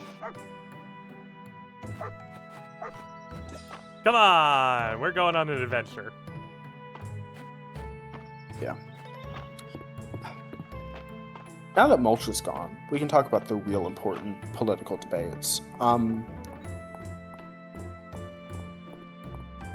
What's some of the most attractive Final Fantasy men to you, and what would you do to them? Go. Well, Jack, Casper. I would Oh, okay. Oh, Well, if you're polite- that eager. Well, I would just simply put him in the hydraulic press, but like sexy style. Checked in monster form or in human form? A human. I mean, I could do the monster form, but like, I could fix him. I'm down and by for Final fix him- Fantasy X's Titan. See, my thing with Jekt is, I don't think he's all that bad of a dad. I don't think I need to fix him. And that makes it so much better to me. That's no, the fair. big I think he wants me to fix him, and then I'm like, girl, what do you want me to fix? I mean, You're already perfect. that would functionally be You're fixing all- him. You're already not an alcoholic anymore, mainly because you don't have access to alcohol. So that was mean, he like your does. only real issue. He does have I access just to know alcohol. he He just stops stops being an drinking. alcoholic in Spira. Yeah, he so stops drinking I after he assume that attacks was the why. shoe puff, and then feels so guilty for attacking the most gentle giant creature in all of Spira that he stops drinking. Yeah. That's my favorite thing about Demi Drect Lilith's- is that, like, I love Final Fantasy X's development with Drect because it's like, Titus is like, and my father hated me and he was the worst person ever, and then you do the flashback and Drect's like, being Normal. super normal and chill. Yeah. You're like, what Like, are you talking I about? say I want to fix him, but like, even in like Dissidia, which is also just a very good interpretation of Jack, he's just kind of like a normal dude, and Titus comes in screaming and yelling, and he's just like, all right, man. Hey, You man. abandoned how's me, it and Jack's like, I got washed away by a whale. Yeah. Like, hey, man, how's it going? Just... It's like, I can't blame Titus for his opinion. I do love the accusation that Jack abandoned him. Mhm. Where it's like, girl, nah, your mom abandoned you by just stop not raising you after Jack disappeared. Girl, sue her. Not that she's real, or you're real, or Jack's real, so I guess you can't get mad at a fake person. But, you know, Mhm. get your priorities straight. We do love the fact that, like Sid, Final Fantasy XIV is not in his 20s. But, Yeah. Demi Lilith, do you really want to get with Sid Final Fantasy XIV? Because then you're getting into, like, the toxic yaoi with him and Nero. He's also a workaholic. Like, he's never gonna have time for you. Like... With me, it's his haircut. It's his, like, blown back, very soft lesbian Listen, haircut. I am a law student. You're gonna have to You can- process their divorce. Yeah, you're gonna have to be their divorce attorney first. Which could be juicy and spicy. I will be taking the divorce selfie. Yeah. Can I be so real? Can I be so honest? Can I hold your hand when I say this? I quit Final Fantasy XIV for many reasons. But Cass can testify to what I'm about to say. A big part of the reason I left is I kept looking for hot men and I couldn't find them. That's fair. Where I it don't was know, like, Robon's right there. Well, Raubon's Well, right there, Raubon- but like, doesn't, like, he's not in the main cast, or else. I feel like You could you get say- Raubon, and then like then you get like Sir Emmerich in Heaven's Ward, Ugh. and then it's a fucking dry until Magni shows up in Stormblood. Well, it's just, I like, don't like Sir Emmerich. I don't Yeah, like that's Sir fair. Emmerich. I don't like Thancred. I don't like I don't like Thancred either. Alpharad, whatever his name is. Alphino? Well, he's a um, teenager, so He is Well, a child. I thought he was like the 1,000-year-old teenager. no, No, he's literally he is 16. Him and literally his sister are 16. literally Whatever. 16 years old. I see They're a just- lot of art of him, and I'm like, how are you into that? No, they're just 16. They're teenagers. Yeah. Whatever. Regardless, not into it. Yeah. The only one I like in personality is the little. What's his Papa name? Limo. Papa Limo. I like Papa Limo. Yeah. Especially because he has Papa in his name, Big Daddy Energy, and I look at him and he's actually a baby. And so if he just wasn't a baby, Uh-oh. I would be chilling. Unfortunately, they decided to make a race of actual children, no ifs, ands, or buts.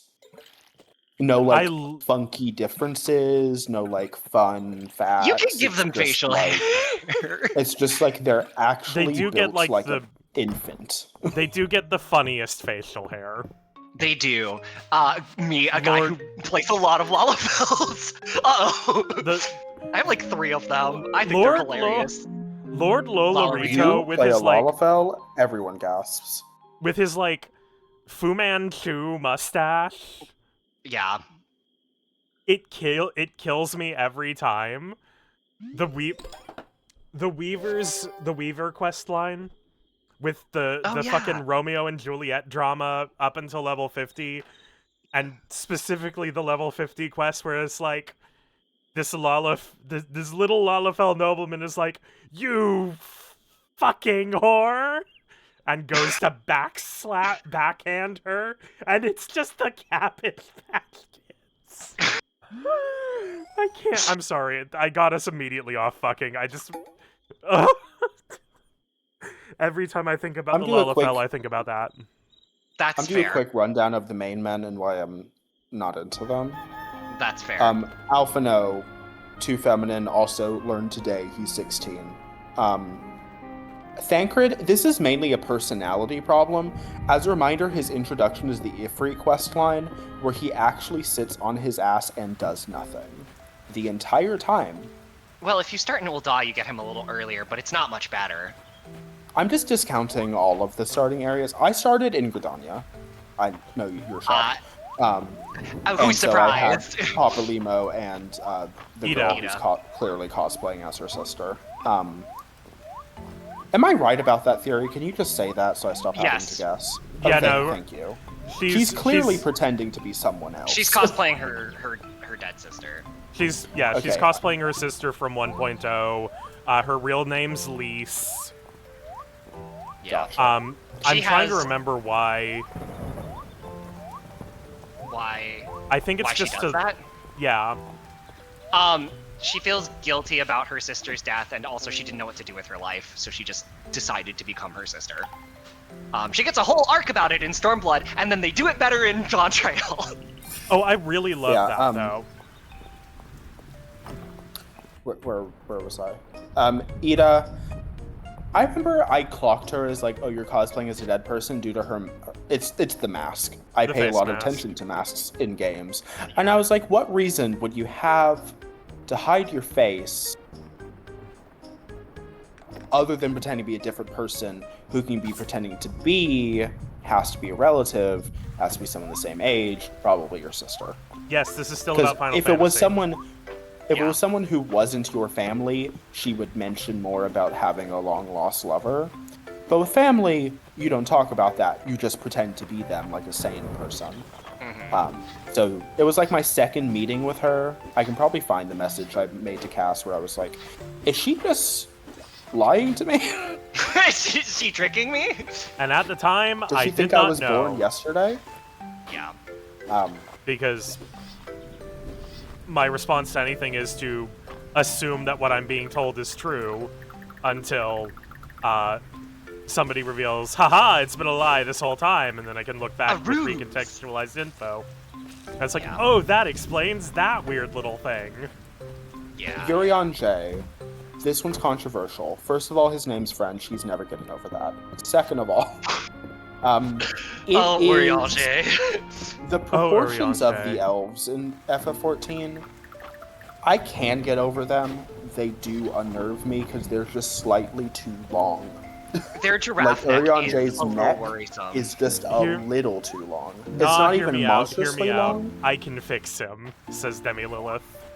Well, But yeah, anyway, maybe if you Urion push his J. head down like 6 inches. Yurion Get him J, a chiropractor. No, in terms just of body type, he's not serving. In terms of personality, he's very actually, and then he says the wrong thing. He's like, actually, you pronounce it taquido, and it's like, no, ma'am. Actually, He it says- doth be pronounced Target. And it's like, just I'm actually- objectively no. He just seems so stupid, despite being the smart guy in the room. Also, I just got bad vibes from him immediately. the He's best way lurking I in the can corner put it with his hood is- up and not respecting Minfilia, who is the girl boss in charge, and it's like, oh, so you hate women. And The love best dark way I can corners put it to is, stand from in. what I've gathered about Urianger is, he is introduced as the smart one because that's what everyone around him thinks, and all he is a little nerd who reads Shakespeare. Yeah, basically. him. That's pretty much it. Anyway, I didn't finish with Thancred. Yeah, the thing with Thancred, he shows up for that quest. He is the only one giving you anything. Like, he's the quest giver throughout the Ifrit quest line, where you do a thing, and then you run back to him, and he's like, go do this. And, run back and go do that. You know, he just sits on his ass, contributes nothing, doesn't show up for the Ifrit boss fight, which I know, like, he can't physically contribute, but, like, can you, like, be outside the arena cheering me on? Can you show me your areolas in support? Like, I'm sick of you. And then he has the gall to apologize afterwards, as if I didn't have to kill a god by myself on my first day at the job. Well, you didn't, because you had 4 other adventurers with you, or 3. I don't play with other people, first of all. Second of all, narratively, you do kill Ifrit by yourself. Yeah. I guess that's true, yeah. Because they... So I'm just going off the narrative here. Yeah, 14 does love to do that. Like, in A Realm Reborn, they don't really know what to do to, like, have the MMO feel like you're playing with other people. From what I've gathered, like, this is a big criticism I've seen for the early expansions. Oh, don't worry. In the later expansions, they just ignore that other players exist entirely. They just decide at a certain point it's just a single player game. Like, they come up with very silly conventional reasons for why there are other people around, but it usually chalks up to they're not real. Oh yeah, that's when we get the Azem crystal, right? Yeah, the Azem crystal, and like even before that, it's just like, ooh, ghosts! Ghosts are gonna help you, and it's just the other players. Yeah. We're running out of time, I gotta keep going. But yeah, Thancred, he gives me the vibe of like, oh, you're at your new job, right? And they're like, oh, you're training with Thancred today. And then he goes and takes his lunch break for 2 hours, and you're out there, like, working the register by yourself. Like, that's the vibe.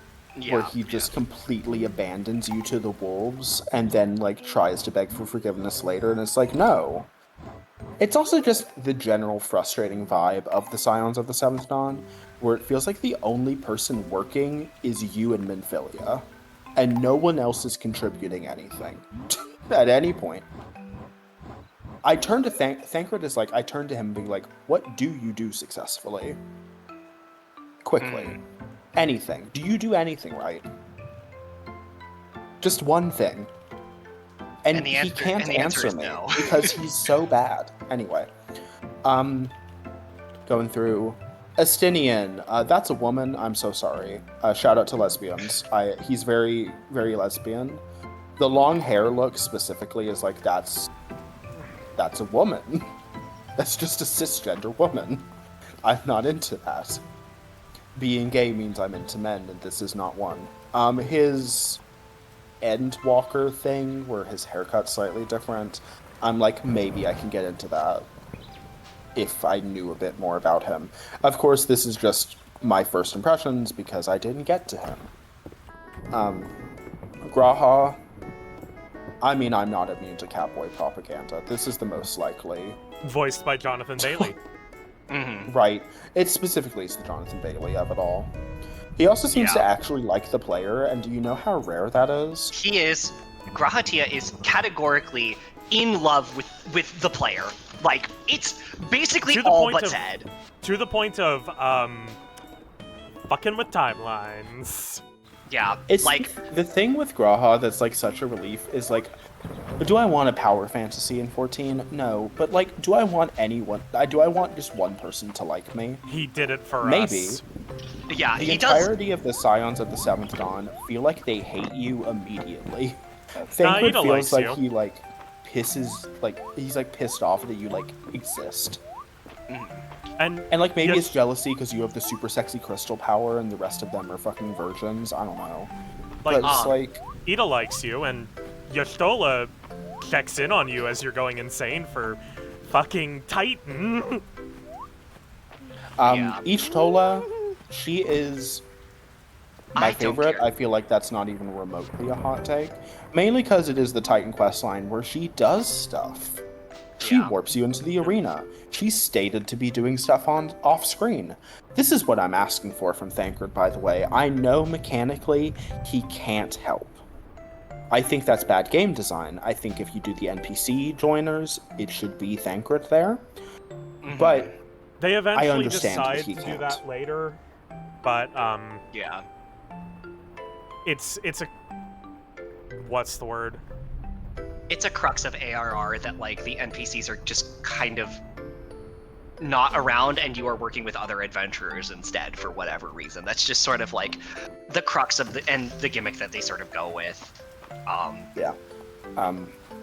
Yeah, it's like Ishtola talks to NPCs with you, talks about the quest with you, helps you out, warps you into the arena. That's all I'm asking for. Thancred does nothing, actually, and he actively takes away from the Ifrit quest line in a way that, like, makes me physically angry. So, I heard he gets better later. They also does. said that about my parents' marriage, and we know how that ended up. So I don't think he's going to turn out okay. And I hope he doesn't. I hope he dies. That's fair. Him and Urianger basically become like, how would I describe this? They sort of become like gay husbands together, and then they're just kind of hanging With a out daughter. in the background with a daughter. They get a daughter later. Their beautiful lesbian daughter. Americ. His country is so fucking annoying. And it kind of just poisons him. That's like my main criticism, is like he is from Ishgard, and they are the most annoying, whiny, racist, like, just the worst people ever. And it's like, he can't really seem to escape that. It's like, when I first met him, I'm like, so are you also classist and racist and hate me? And he never quite escaped that worry for me. I always felt like he was calling these slurs off screen. I don't know how, It's because because he has very... shifty eyes and greasy hair. Okay, I you're can say just that. I also fucking have- wrong. Yeah, I can say I this, would not. I also have raven hair. I That was gonna dark say hair is like greasy. that is not the interpretation I had of Imric at all. He has such a gentle smile and kind eyes and a really nice tone of voice. He also does the annoying, the round table scene. It's not, he's by far, probably the best of the group. Other than Miss Gridania, I forget her. Kane Senna. Kane Senna. She kind of skates by with all of the Alliance stuff because she's like, I just like the trees. I don't really care about anything else. I just Kane really Senna like does birds. Kane Senna does not get Limsa is first, then the Alliance, then the rest of Eorzea. That, Merlvib Bluefishvin gets. Yeah.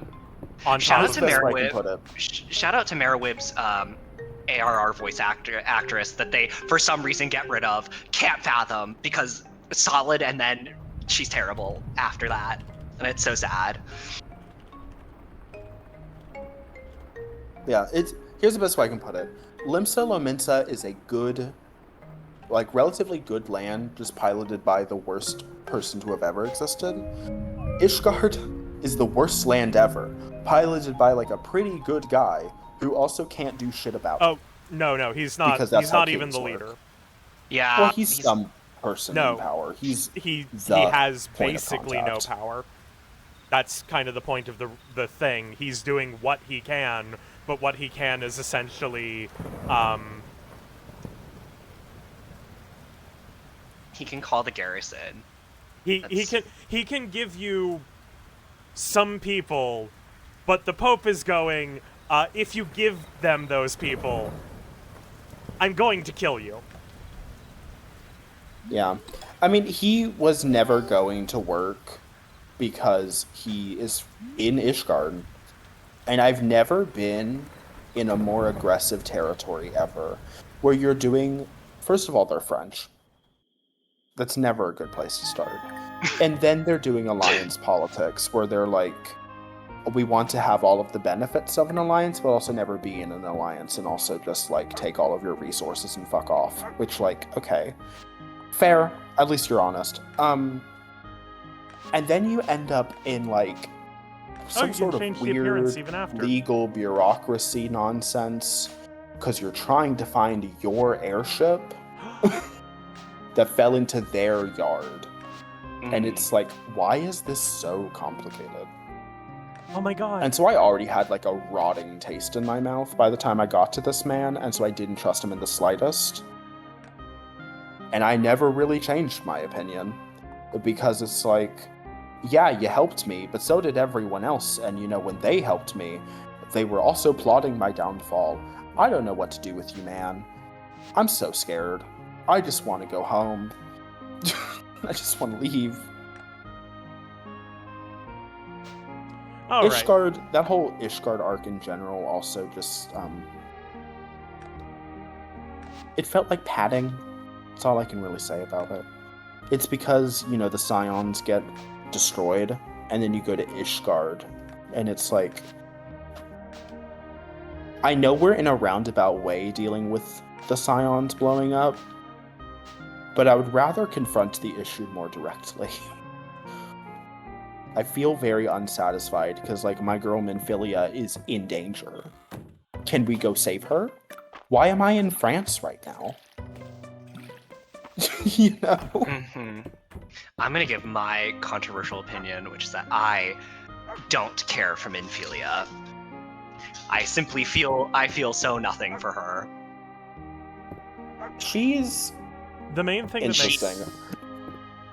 the main thing that made me like Y'shtola was the fact that she calls Merlvib out for the genocide.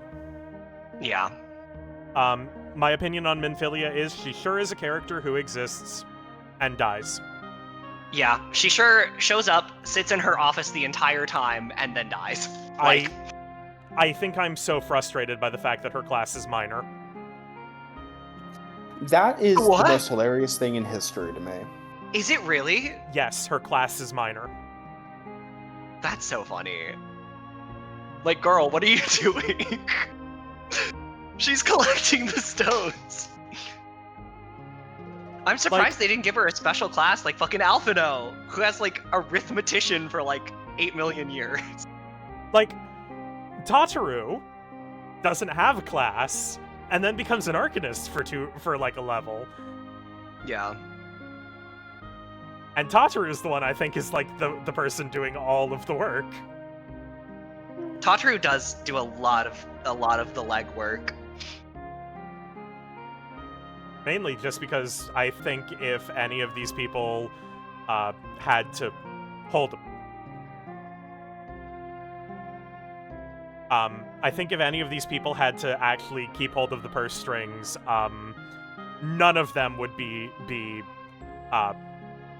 they would be starving within a week. Okay. Yeah. It is 5 p.m. It is our usual end time. So we're gonna call it I'm here. going to quickly mention my Minfilia thing. I love that she clocks into work every day. That's my main thing for her. Again, I use the like coffee shop metaphor with her. Unlike Thancred, who just abandons me on my training shift, I think Minfilia is like the really nice manager that makes me not want to quit immediately. And that's so real of her. I think she asked my pronouns, and I say he, him, and she's like, oh, that's okay, as if I said something wrong. And I think that's fantastic. Delightful. Alright, yeah. Oh, they've done a questionnaire for the Gambler rework. Yeah, I will have to put my thing in. Anyway, I hope you all enjoyed today. I really love Fields of Mistria. It'll probably be our Tuesday game for a hot minute, though first Tuesday of the month is still Path of Radiance.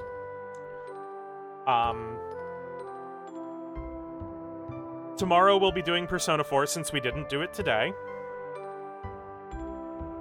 Because I should be some kind of energy tomorrow.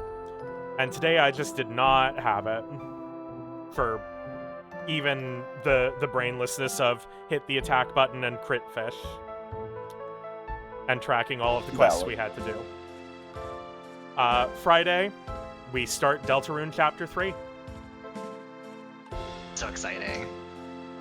Yeah, that's I about can't it. believe this. Have a wonderful rest of your. Have a wonderful. Tongue. Whoa.